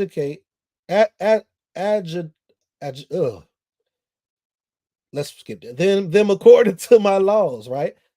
They shall safeguard my teachings and my decrees regarding all my appointed times, and they shall sanctify my Sabbath. They shall set it apart. They shall reverence it. That's what they should do. They should judge the people according to what's put before us, which is the laws. And they should do it righteously, balanced, right? And when I say balanced, they should know how to approach individuals and people. Everybody doesn't get the same approach, which we're going to read into as we keep going. But it's still the same law for everyone, right? Everyone don't have the same law, but I'm just saying it's the same. These laws it's for Yisrael. That's what I meant, right? Okay, let's stop. I'll read 25. They shall not approach a human corpse to become contaminated, except that each of them may become contaminated to the corpse of his father, mother, son, daughter, brother, or sister who had never been married to a man, because they're still a part of his house. If that woman is married to another man, then that sister is married to another man. At that point, now that sister takes on that of that man that she's married. Let's stop there. Any questions, any comments, any thoughts? Okay, before I pass the mic, if there's any thoughts or questions, I want to jump down to Exodus 19. We're coming back to Ezekiel, but I want to go to Exodus 19 to kind of solidify what I said about the different approaches to different people. Exodus 19, we're going to come back here, so hold your finger on that one. Exodus 19. And we're going to go to 5 and 6. I wish I was not froze right now because I wanted to share something with you all. So I'm just going to speak it. I was actually going to share something so you all could get the visual of what I'm about to bring out. All right. Let me get some. I can't see once. Can Princess or Prince, can you all let me know if you still can hear me? Just so I'm. Ken, we can hear you. All right, good. Oh, I can't even move this. The screen won't allow me to move it. All right, so I don't have to go off memory. Exodus 9 and 6, right? It says 9, 5, and 6. It says, and now, if you hearken well to my voice and observe my covenant. No. Let's go up to verse 3. Luckily, Moshe ascended to the Most High, and the Most High called to him from the mountain, saying, "So you shall say to the house of Jacob, and tell," or this version say relate to the children of Israel. So let me stop there. My screen is froze everywhere, and I want to make sure I stay on. So I'm going to try to pull this up. Okay. So in Hebrew, it's a school of thought, right? This part right here that says, so you shall say to the house of Yaakov, right? The you shall say is Tomer. Tomer. You will say, right? And then the very next thing says, when it says you shall say to the house of Jacob, and it should say you will tell the children of Israel, is going to be Tagid. Tagid. Or Tagid, because that's a command, right? That's tell. So when you go down to, let's keep reading. I can't show you all. That's what's throwing this off right now. Because if I you all, I'll show you. Let's keep reading. Verse 4 says, "You have seen what I did to Egypt, and what I have borne you on the wings of the eagles and brought you to me. And now, if you hearken well to my voice and observe my covenant, you shall be to me the most beloved treasure of all peoples." Right? For mine is the entire world. You shall be to me a kingdom of priests, right? Or ministers, sharathim, and a holy nation. These are the words that you shall speak to the children of Israel. So notice, up here it says, so you shall say to the house of Yaakov, and then it says, and you shall say to the children of Israel. And then when you come down to the end of verse 6, it says, these are the words that you shall speak to the children of Israel. Verse 7 then says, Moses came and summoned the elders of the people and put before them all the words that the Most High had commanded him. The entire people responded together and said, everything that the Most High has spoken, we shall do. The question is this everyone, or is this the elders that he brought it to? And was the elder supposed to distribute that information to the people? I'm going to have to come back to this so I can bring it to you all and you all can see it. But, oh my goodness. Hello? Ken, we're here. Okay, it's a wheel on my computer. It's just spinning. Oh. So that difference in verse 3, it's a distinction saying that verbiage of tomer versus tahagid. So let me explain to y'all what I mean with that. So the word for to say, right? To say lomer. Then you have a word that says lehagid. That's used for like saying as well, but it's actually to tell. Now, the lomer, the way that they're saying it is that the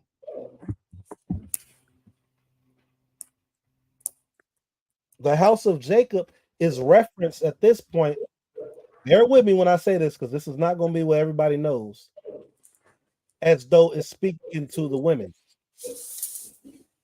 based on the Hebrew that's being present. The difference of the Omeret, right? And the Mehagid, those differences, one is telling someone, being direct. When men talk to men, they are supposed to be direct, tell them what it is, right?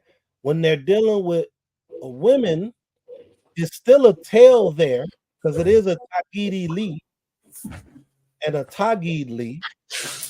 But in this sense, the direction that he's supposed to go is he's supposed to go to the leaders of these people.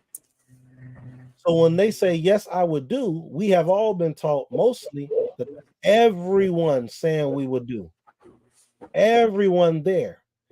But the context here is that he went to the leaders. He summoned all the elders of the people to bring forth this information that what the Most High has said to tell to the house of Jacob and to relate it to the children of Israel.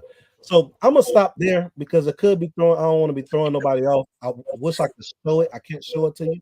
It'll be easier shown than said.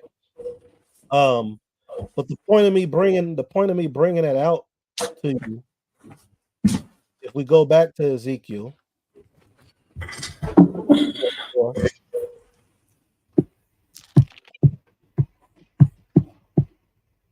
You said Ezekiel, which chapter? yeah, when we go back to Ezekiel 44 and 25, and in the realm of 23 through 25. We're seeing that he's saying concerning disagreement, they shall stand in judgment and they shall teach the people according to my laws, right? They shall safeguard my teaching. So the teachings typically came from the leaders of each of those tribes, those families. So those elders within it was the ones relaying the message. So when this message was given, when he said to say to them and to tell them, it was showing a distinction even there on how you should approach those that are the men and those who are the women. So that's why I wanted to go back there, but I'll bring that out in another lesson when I'm not having these problems and I can actually show you all through the Hebrew. All right. Any questions in that chapter? We're done with that chapter. Any questions in that chapter?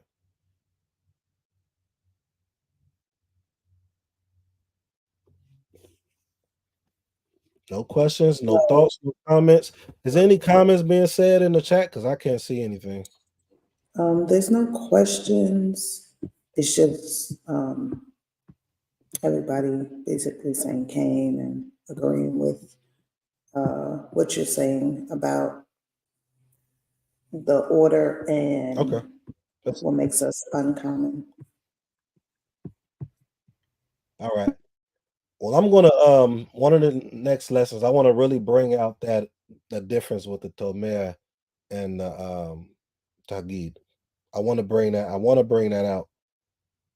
I want to bring it out, but I can't bring it out now. All right. So now what we're about to do, we're about to go. If it's no questions, no comments, or thoughts, we're gonna go and revisit something that was brought out last week. We were in Yirmiyahu last week, if I'm not mistaken. So we're going to go into Jeremiah 1-5, and I'm going to tie this into something. All right. So the title was, Does the Most High want us to be common or uncommon? I will say that answer is definitely yes. The problem is, back then and even now, most of us aren't going towards that uncommon. And the Most High had to seek out individuals through, as I brought last week, through men and women who were showing that dedication to the Most High, as we read in this chapter, when it has said that those that did not move away, I'm going to let them do it now. The Most High had to go through individuals to bring forth examples or leaders to change the mindset of the people, to bring them back uncommon. And this is when we go to a chapter 1, you're going to see why I'm getting that. Most I will. So we read this last week, if I'm not mistaken, but I want to tie it in with this. Jeremiah 1, and we're going to go Jeremiah 1-5. Okay. Jeremiah 1:5. Right? Let's start at 4. The Most High, the word of the Most High came to me saying, okay. So we in Ezekiel, we see a vision is being done to Ezekiel, and he's being dealt with within that vision. And then we see here, Yirmiyahu, we see this similar thing happening, right? Verse 5 says, before I formed you in the belly, I knew you. And before you left the womb, I sanctified you. I established you as a prophet unto the nations. Now, last week I gave the history as to how that happened with Yirmiyahu or Jeremiah. So you have to go ahead and go back and watch that lesson. And I gave some examples of, dealing with, for example, Shemuel with his mother, dealing with Shimshon or Samson with his father and mother, right? They were established before the womb because instructions was given prior, and they were sanctified there, right? Well, Yirmiyahu, the high priest, his father, and things dealing with in the time of Josiah. These things was happening before him, so he was known present before that. Due to either, like with Josiah, he was actually named before. But another way of being sanctified or named or set apart or uncommon is to do the instructions that's put before from the beginning. And as I said last week, we have the opportunity as the parents, as the leaders, to put the youth in a position, or the children before us in a position, to be those that are known before the womb, to be sanctified before the womb, because everyone's not.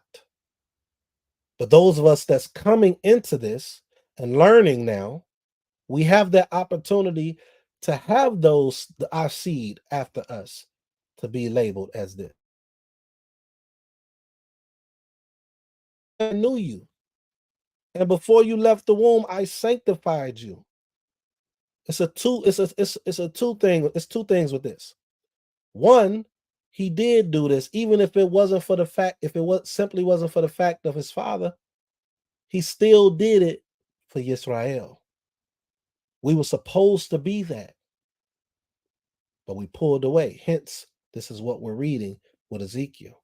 This is what we was reading with your Isaiahs. This is what we're reading with any of the prophets.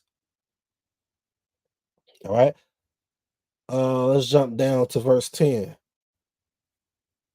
And it says, see, I have appointed you this day over the nations and over the kingdoms, to uproot and to smash and to destroy and to overthrow, to build and to plant. That is what those who are uncommon are supposed to do, right? Hear me out. To build and to plant. Now, the parts before it, of course, we're not talking about overthrowing kingdoms in the sense of like really war, like we going out, we getting swords, and you're uprooting nations and kingdoms in the sense when you're bringing a true understanding in the word of the Most High. And it's starting from when we are bringing forth within our youth. Our youth has that capability of doing that, but it starts with us, right? And it starts with us bringing this information to people that are amongst us in this walk, giving them the real understanding so that we can break these doctrines down, so that we can break these understandings down, destroy them, right? And then rebuild them. Oh, shoot. Goodness gracious. And then rebuild them. Hopefully you all still hear me. Am I froze? Is Prince We can froze? hear you. We can hear you. All right. My screen just blanked out, and then the whole thing left and it came back. That's why I'm asking.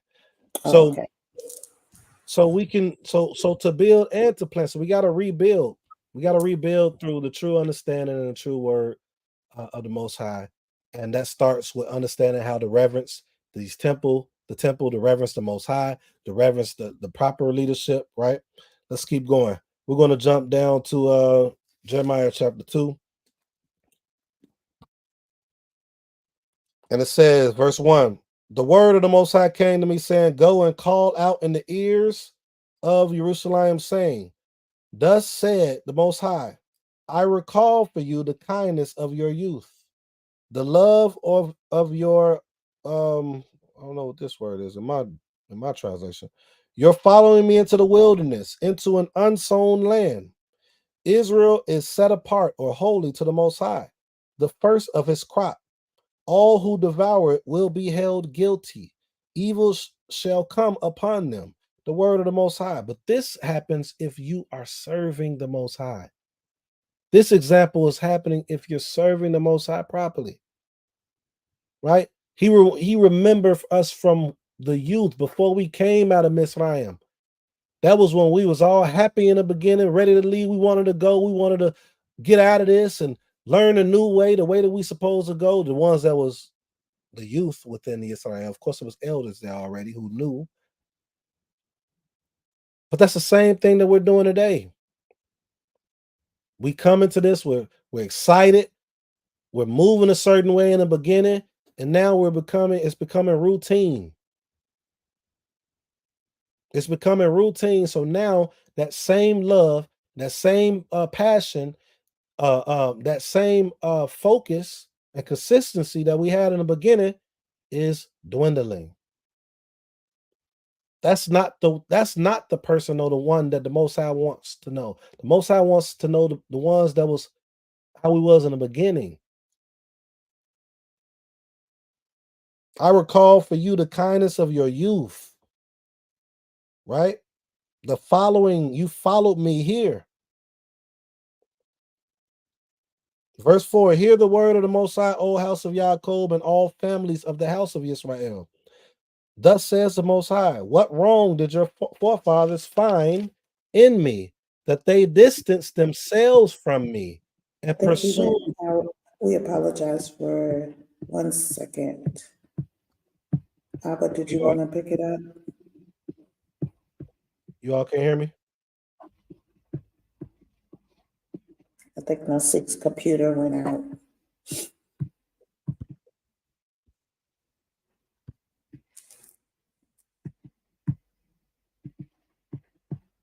One second, everyone.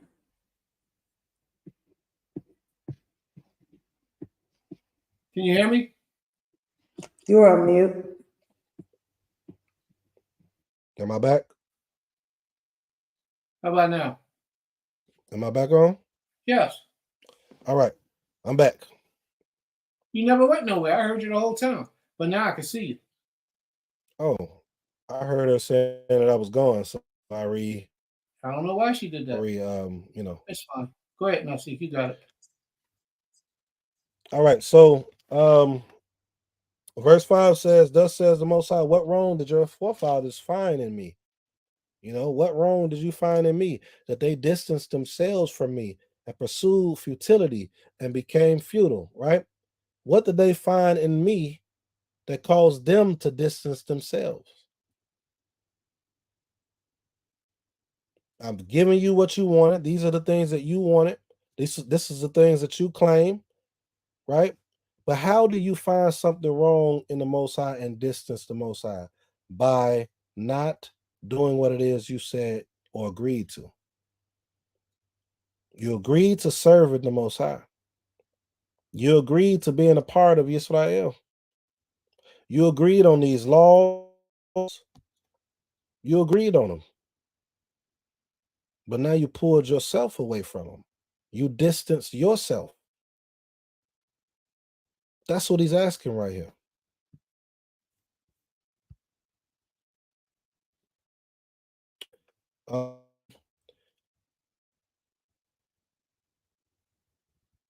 So yeah, you pulled yourselves from these laws. And let's give some examples. This is what I was talking to you about, Prince. Some of the examples of how to, I put your exact question verbatim, but to like grow sexuality, I think it was, or to I forgot your exact question. But let's go to Leviticus 25. Let's go to Leviticus 25. Let's give some examples of what the Most High is through our literature is asking us. What happened to them in Ezekiel, in this vision that Ezekiel is having and having to bring forth as far as pertaining to the temple? What happened? What are some things? Some of the most simple things is what pulls us away from the Most High. We spoke on this a little earlier.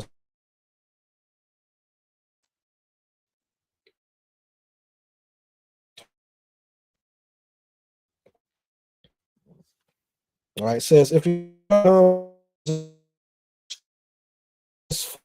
your may not know this, you shall strengthen him.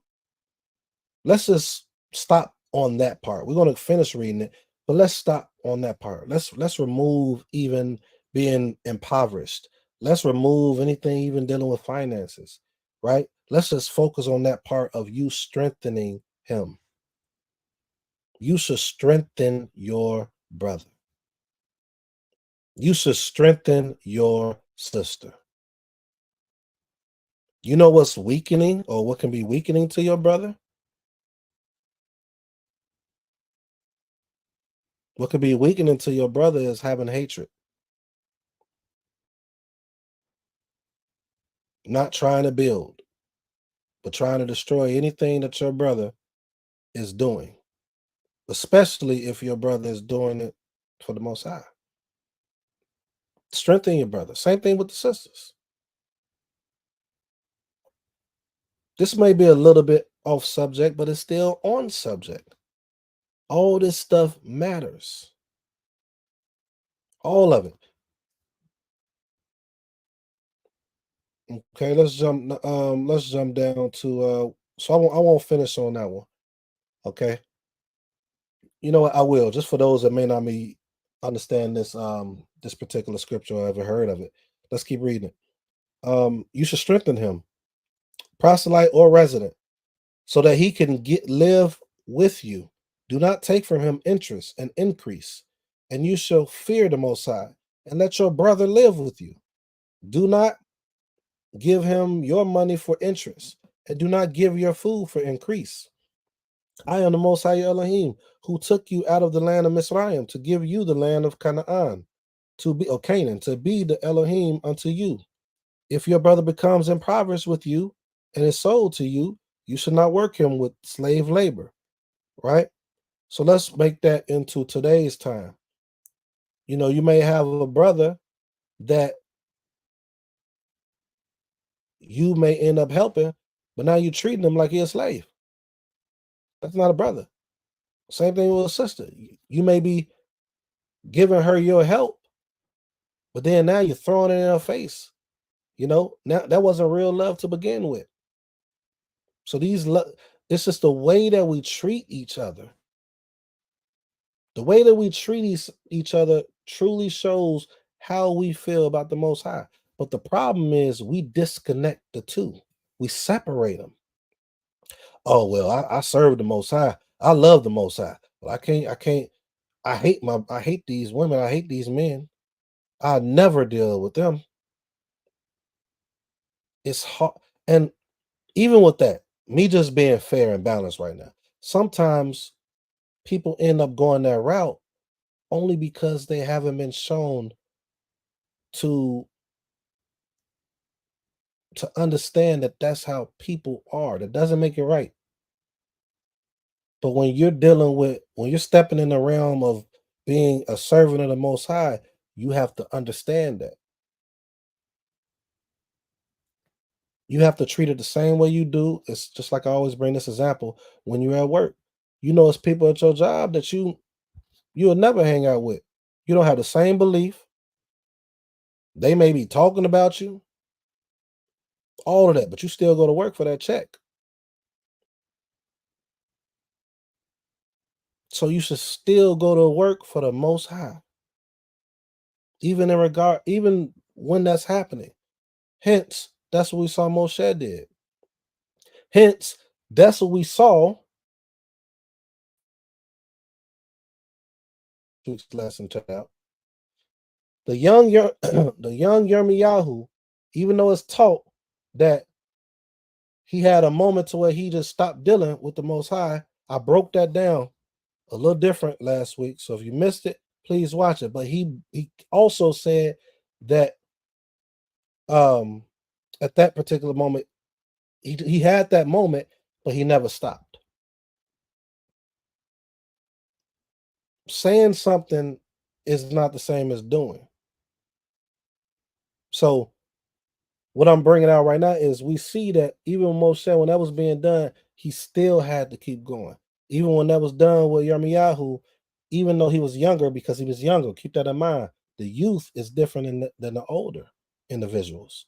They're a little more seasoned most times, not all the time, but most times. So he handled it different than Yirmiyahu did in that moment. But Yirmiyahu bounced right back in even that moment. Yirmiyahu was doing the same thing that Eob or Job was doing. That's what he was doing, Jeremiah. So even in the midst of just like at work, you go keep working for that check, keep working for the Most High. All right. Let's go to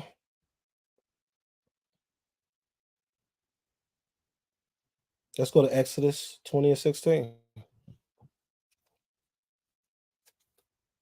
Exodus 20 and 16. These are things that is common. And these are the most done things in our community.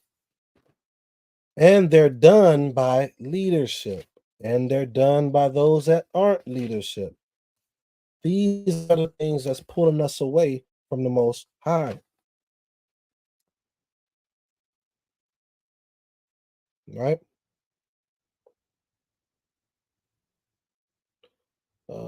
I said Exodus 20 and 16. I don't think that's the right scripture I wanted. Oh yeah. On my Bible it says this verse 13, but there should be Exodus 20 and 16, but I'm gonna read what mine says. It says you should not kill, right, or murder. You should not commit adultery. You should not steal. You should not bear false witness against your fellow. The part that I was speaking on the most in this verse was you should not bear false witness against your fellow. All of them matter, right? But the false witness and the tale bearing and all that stuff is one of the most common things that's done amongst us. I see that Princess Medaya wrote that on the bottom down here, actually. Gossip. Bearing false witness is gossip. It's a form of gossip, if not being gossip at all, period. It's a form of it. Because those things build hatred amongst one another. When leaders are doing that, and then now you're pulling this connection that the leaders should be having away, which is pulling the people away, because you may have people that gravitate more towards this leader than the other leader. Now you breaking something else, you breaking something up that was supposed to be for the Most High, and you pulling the people away because you're doing the same thing that everyone else is doing. The common sense that is being had amongst the people. All right.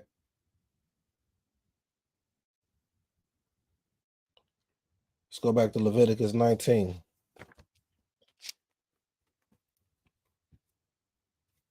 Leviticus 19. And I'm going to read 15 and 16. And it says, you should not commit a perversion of justice. You should not favor the poor, and you should not honor the great. With righteousness shall you judge your fellow. We read that in Ezekiel. This is what a lot of leadership does as well. and even amongst the people that's not leaders. But in this particular context, right, showing favor amongst each other, we shouldn't do that. We should stand firm on truth, no matter who that person is. Stand firm. Don't show favor, whether they somebody that's poor, it says, whether it's somebody that has great honor, that's honored greatly. Because believe it or not, which I know a lot of you know this, if not all of you, people do. People do that, right? They judge according to who they know.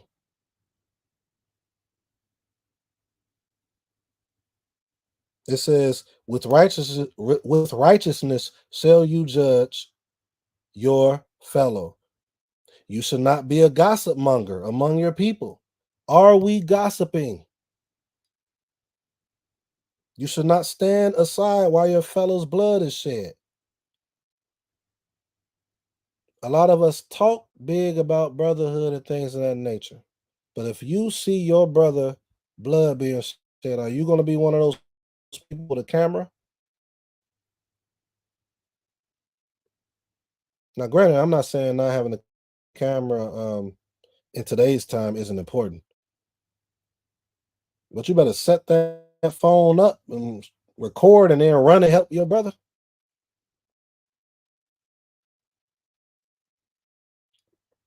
All right.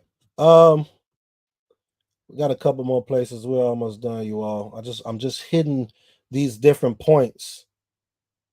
Okay. Let's go to Deuteronomy 1. This is one of my favorite scriptures. One of my favorite scriptures. Deuteronomy 1 and 16. All right. Deuteronomy 1 and 16. Oh, I'm already all the way in 30.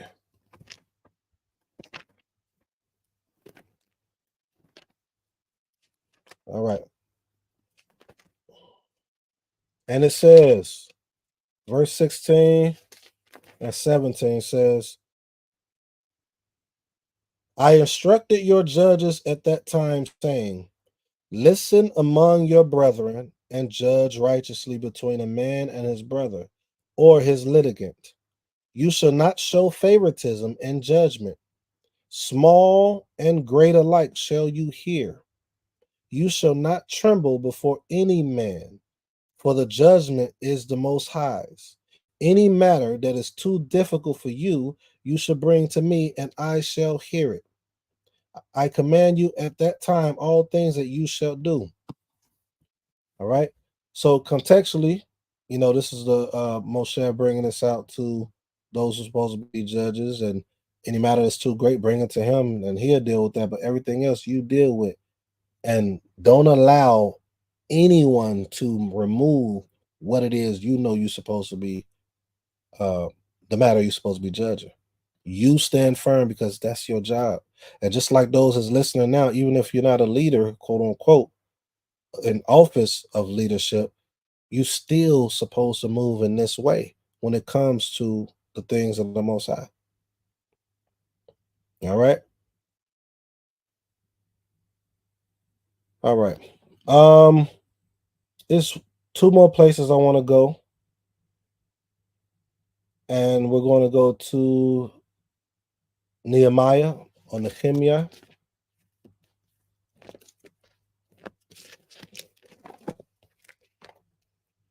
We're going to go to Nehemiah, chapter 8 and verse 6. Nehemiah chapter 8, and we're going to start at verse 6. Yeah, verse 6. It says, Ezra blessed the Most High, the great Elohim, and all the people answered. Let's go to verse 5, selectly. Let me make sure that's where I want to go. Yeah. Ezra opened the scroll before the eyes of all the people, for he was above all the people. And when he opened it, all the people stood silent. I want to point that out. I think that's important. It says that he opened the scroll before the eyes of the people, and the people stood silent. Um, I know this is just kind of tough. What I'm gonna say, maybe it won't be, maybe it will be, but we see often in churches, we see often in congregations, we see often throughout everywhere when we deal with the scriptures that is people talking and laughing and all that stuff during it.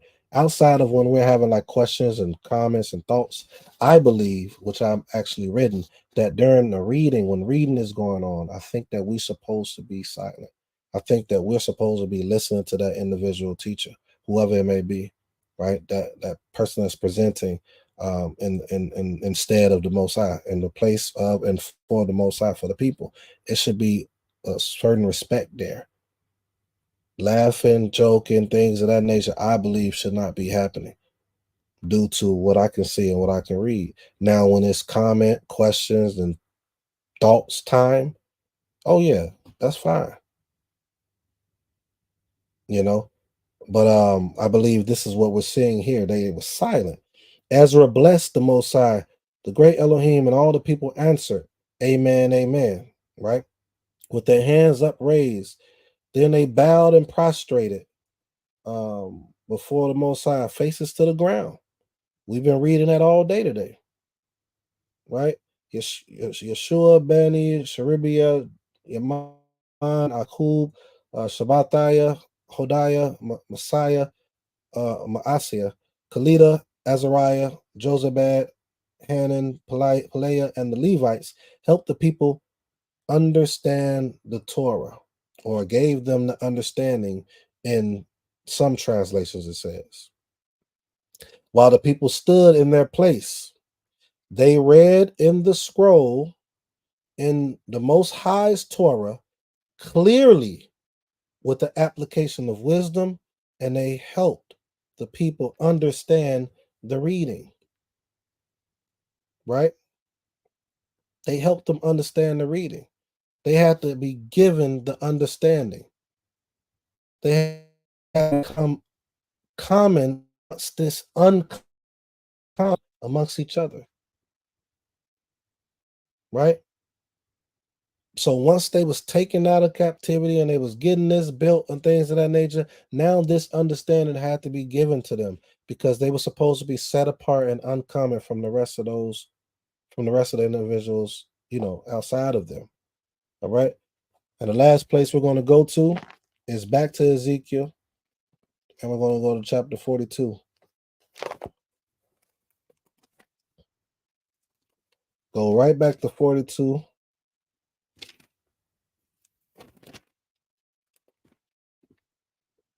And in Ezekiel chapter 42, which is where we began, we're going to end with 20 at the very end of that verse.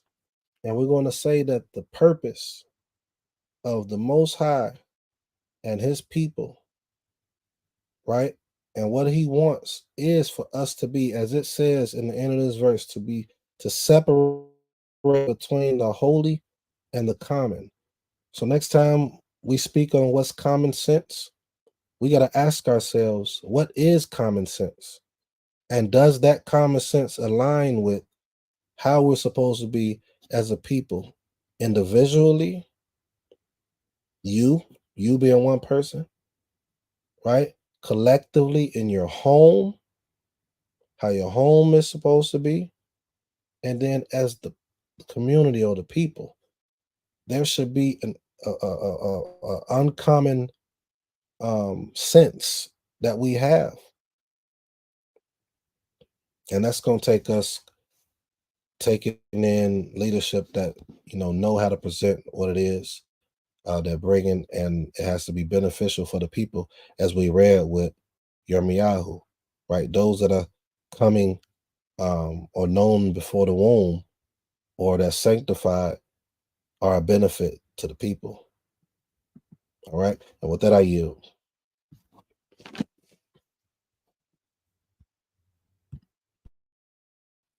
All right, man. Most High be praised. Toda Rabbah. So, family, do we have any questions or comments? Are there any questions or comments pertaining to anything of the lesson today? Shabbat shalom, Shabbat shalom. Great lesson, Naseekh. My comment, I don't have any questions, but my comment is I definitely liked the part of standing firm. One thing that I've learned over the years, but this past week really taught me that standing firm, no matter what no matter what's thrown against you to try to tear you down of your beliefs and your understanding and knowing the laws of the Creator and knowing your relationship with the Creator is the most important. And standing firm through any and all adversities and against your adversaries, because the moment that you the moment that you move to the right or the left, they see that weakness, and that gives them the opportunity to come in and tear you down. And, as your topic said, are we to be common or uncommon? And standing firm makes us uncommon. And people don't like that, because that means you are, it's not about you trying to rebel, but to just show your people that there's more to what is said to be out there, but that you have the right to speak on that and to share it and to stand firm. So, Toda for bringing that out, and just bringing that out for just more confirmation of who we, as the chosen ones of the Creator are supposed to do. We're supposed to stand firm in His word and His laws, statutes, and commandments. No matter what they may bring against us, we stand firm. And at the end, just even from part of this experience, you see them begin to understand that, and they start to bow down. And you see the Most High's blessings come from you standing firm and standing against those who don't stand firm with Him. So, Toda Rabbah. All righty. May the Most High be praised. Can I still be heard? King, you can be heard. My screen also keeps going in and out, but it's fine. See, like right now, it's frozen. I don't know why, because I bought the cord to go straight to the box. So it must have something to do with my computer. Yeah, you can be heard. So, family, if there are any questions, please type your questions in the room. If there are any questions or comments, please type your questions in the room.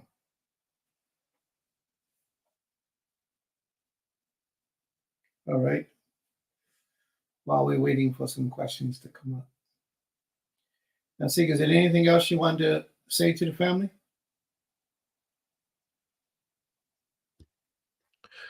I don't have anything else. Okay. How about if you go into details? I mean, not too much details, piece by piece. And some of the things that you was elaborating on about how to build up your spiritual strength. Revisit just a few of them to give them a little bit more confidence. Consistency was one. Consistency was Main one. thing I would say is this. I'll relate it to working out. And I'll relate it to those that's listening, you ever had a moment to where you wanted to lose weight and and maybe you lost weight, maybe you lost 5, 10 pounds, 20 pounds, but then you gained it back. And you did this 2 or 3 times or 4 times, or still to this day, you keep gaining it back. You'll lose it, you gain it back. The main reason that people keep gaining it back and not holding what they have lost is due to their why. Your why is going to change how serious it is, how serious you are about the weight that you're losing. For example, say if you're going on a trip, oh, I want to lose weight to go on a trip. So your why was very small. It was just to go on that trip. So once you come back from that trip, now you gain it right back. That Picking, same concept, huh? picking out, Say that again. picking out, picking out. Yeah, yeah. So that why is not something that's going to cause you to maintain that change that you wanted. In order to get now, we relate that back to the scriptures.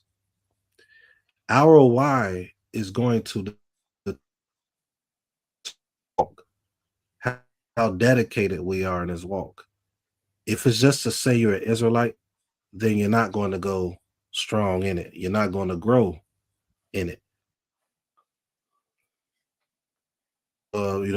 My children know who they are. That's not going to help you grow. Your why has to be extremely sincere with the Most High. And then when that why brings you sincerely to the Most High, now you're going to start wanting to learn the necessary things, the culture. You know, a lot of people in this walk, they learn just to battle, just to be able to defend what they know.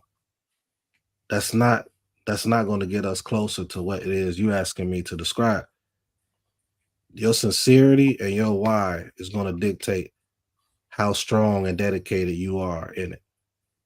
The people that came from Mizraim, they just wanted to get away for a minute. Their why was not as strong as those that was dedicated to the Most High. Their why was different, and that's the best thing I can bring out of all the things that I said, because it's just too many things to be said. But the main thing is the why. Why are you doing it? Very good. You got to be consistent in what you do. And if you're consistent, then your reasons for why will last, and the effects of you doing it will be lasting.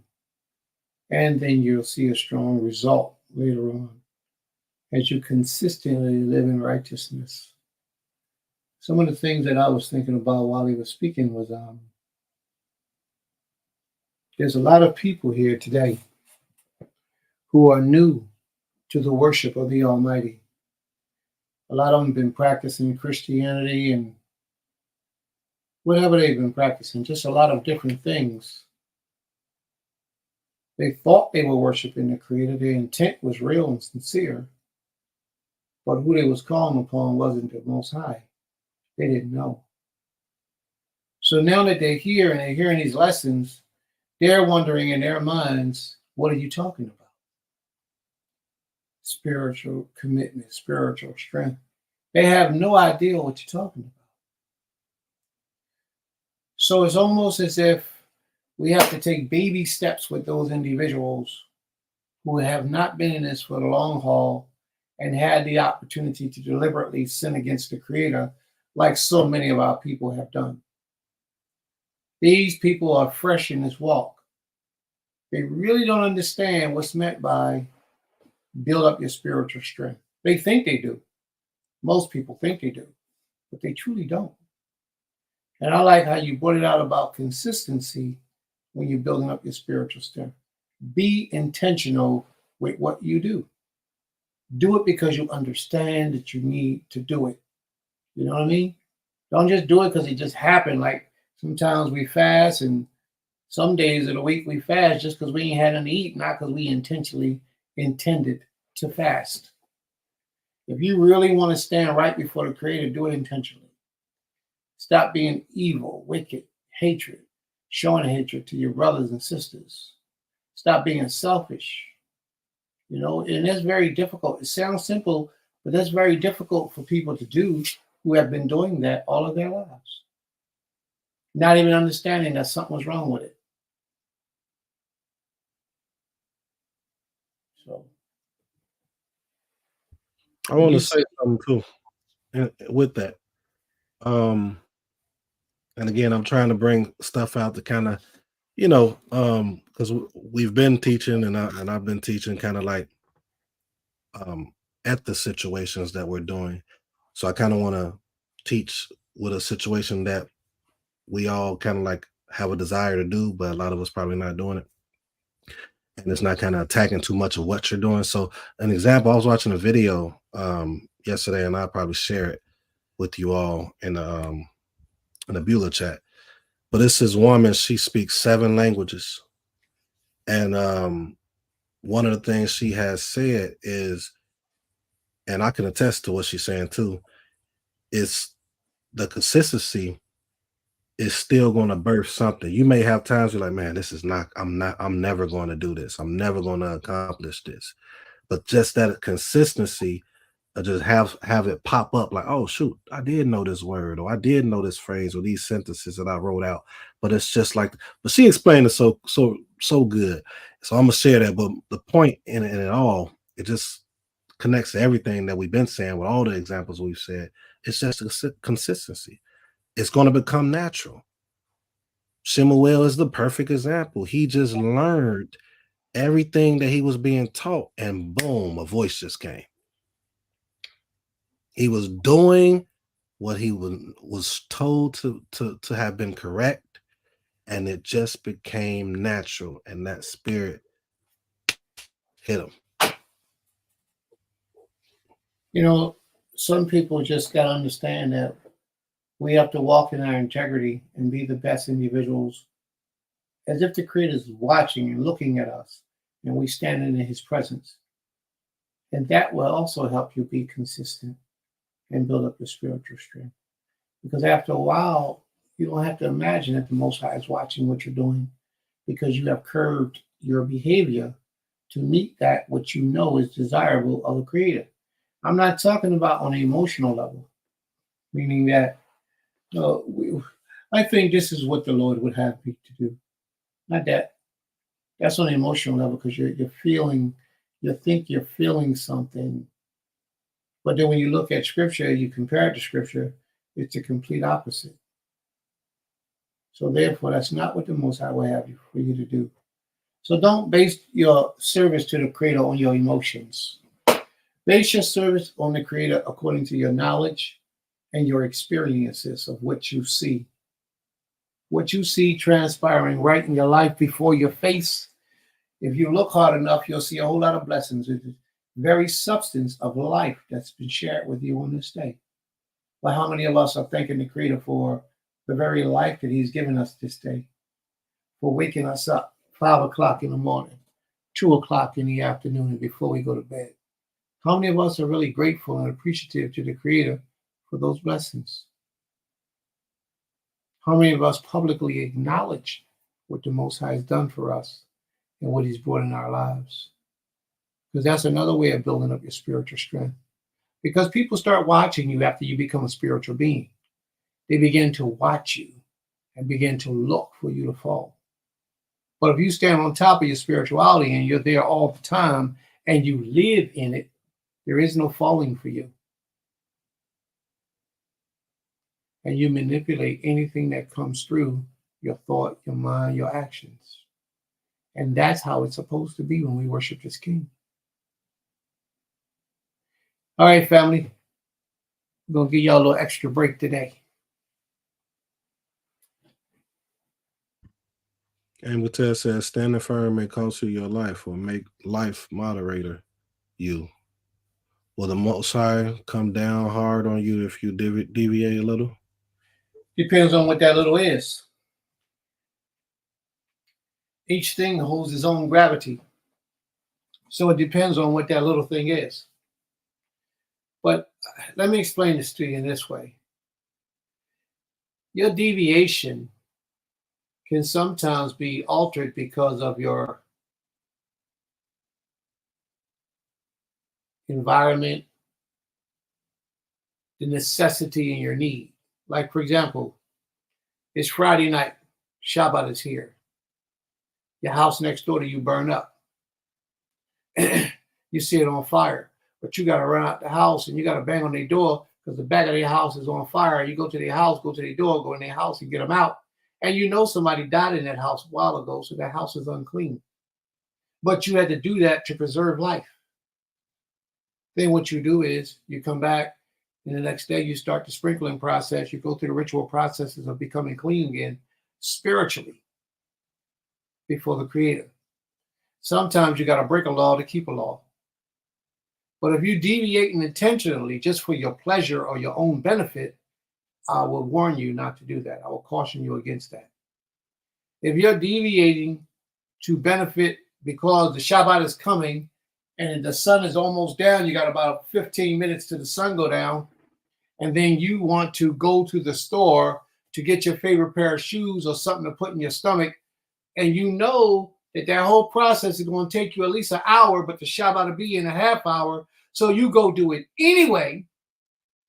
And now you're in the store, it's dark outside, and your stomach is saying, yeah, but I like that cherry pie, man. It's cool. Let's deviate just a little bit.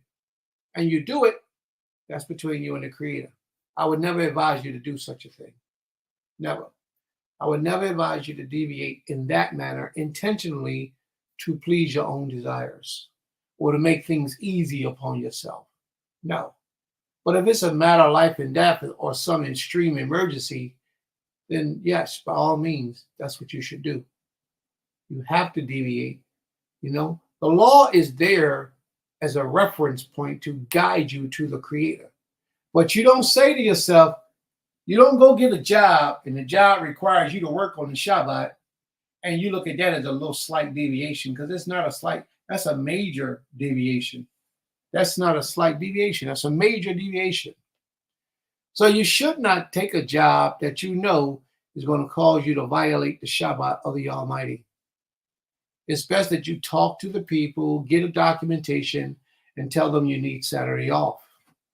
Friday night till Saturday night, you can't work. Get it in writing before you start the job. Put them on notice. But don't take the job and then say, hey, I can't work on Saturday. Explain that to them prior to taking the job. And don't get it fixed in your mind that the Creator ain't going to get mad or upset or hurt me or harm me or correct me because I work on Saturday. He's not going to be offended, because you will offend the Almighty. Whenever you do the things that are pleasing to you in your own mind, that you know go against the Almighty's commands, you are disrespecting the Almighty. You are disrespecting Him.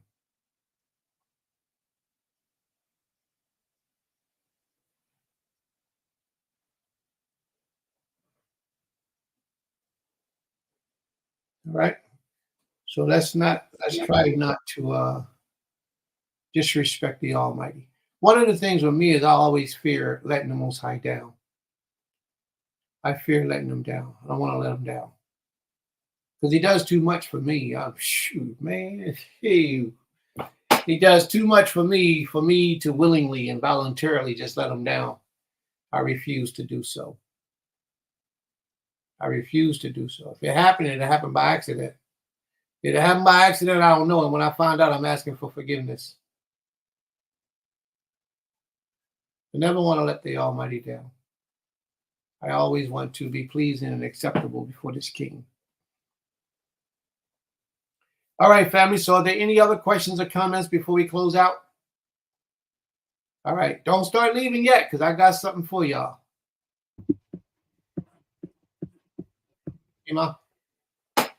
No? Okay. All right, family. We're going to close out this first portion, but here we go. The next portion of class, this is what I want you to do.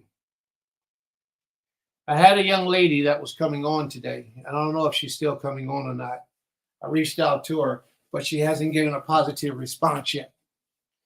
But I want to still keep with that same mindset, that same frame of work that the young lady presented. And what this young lady presented was the relationship between Hebrew men and Hebrew women. Basically, men and women in total, but specifically Hebrew men and Hebrew women. She would say that she didn't like coming to Shabbat service because of the mistreatment of women by the men. So what I would like for you all to do today, and we're going to address each issue, write up some of the things that you feel disrespected by a man in Israel. Some of the things that men do that you feel, males or men, they do in a disrespectful way toward the females. Invite some of your female, what's that word for those women that's What's that word? I'm clearing my mind. I'm not even trying to think of it. I'm waiting for y'all to tell me. Your friends? Yeah, what's that word for women that's all about women and ain't about Feminist? Feminist. There you go. Invite some of your feminist friends to come out to elaborate and to talk. I would like to see a whole list. Everybody just write a list of some of the things that they think, and we're going to address each one. We're going to approach each one. And we're going to do it in a respectful way that the Shabbat can be honored. We're not going to do it with no anger, bitterness, hostility, or we're going to speak the truth as it is. And we're going to address each issue one by one because we got to build this nation. And we got to start somewhere. So what we're going to do is if she doesn't show up, take it to the sisters in the audience and those who want to be on the platform. And if any of y'all want to be on the platform, you think you got some right Greek, then send my Isha or Naseekh or Naseekah a link, or even my Isha Autumn, send them a link. Send them a hit telling them that you'll like to come on the screen. And we'll send you the link. We'll get you on the screen and you can voice your opinion before the world. So we want to address some of the issues that our women have with men today in this time. We want to address those things because these things needs to be addressed. For far too long, people hold inside the dislike and the hatred that they have. And what that does is it prevents them from being their best, from giving their best. All right? So please, family, don't be afraid. Don't be scared to share whatever it is you don't want nobody to know it's you. If you don't want nobody to know it's you, send a link to somebody you know that's willing to speak your part. It could be one of us if you want. All right? But that's what the 4 o'clock class is going to be about. We're going to go through our normal routine if we get to it. And then we're going to go into this class portion and have this discussion. It's going to be very informative, very enlightening. At 4 o'clock, we're going to start sharing at 4 o'clock at the 4 o'clock class. All right? And if you are not going to be able to attend the 4 o'clock class, then what you should do is you should send your message to somebody on the staff, in the community, some type of way so that your lesson, your portion can get heard and that we may be able to speak what it is that you have in your spirit that's holding you back.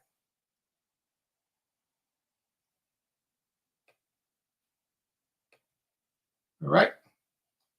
So that's what we're going to do today. Unprecedented. Never in Hebrew history. Never in Hebrew history did the men care enough about the women to say, hey, what's your problem? I'm going to help you. I want to address your issues. Talk to me. So we're going to do that today. All right? So the time now is something like 1:57. Oh, it's almost 2 o'clock. Okay. So we're right on time. We're going to come back today, if it is the Most High's will. We're going to come back today at 4 o'clock. At 4 o'clock, and we're going to address the issues that the women have with men. Whatever the issues are. He don't want to work. He's lazy. He a bum. He beat you. He spit on you. You just don't like him anymore. You just don't want to be with him anymore. Whatever the issues are, bring them up. I was talking to a sister the other day. I think it was yesterday or the day before. And she was expressing to me about her relationship with her husband. She just don't like him no more. She don't like nothing about him. But they're still married, but she just don't like him. She says she doesn't love him. It's really hard. But a lot of times these things can be solved through conversation. So let's bring it, family. And Naseekh, I'll leave it up to you to create the lesson, the name for the lesson, given the ideals that I just provided. And because you're very creative in that. I could just see the screen now with a man just beating on a woman, bang, and that being the head of the screen. Are you receiving abuse from your husband or your spouse? Because women beat up on men too. And a lot of people don't know that, but we ain't addressing the man issue. We're addressing the woman issue today. Maybe next week, if we get enough men that ain't afraid to admit that they're getting beat up by their woman, then we can address the man issue. But I don't think we're gonna have any males up on that one. I don't think too many males gonna be complaining about their women. Just the sake of saving face so nobody knows that they get beat up on. But yeah, a lot of males get beat up on their women too. So we're gonna close out, y'all. Creator willing. We'll see you all back here at 4 o'clock. May the Most High be praised. Toda Rabbah.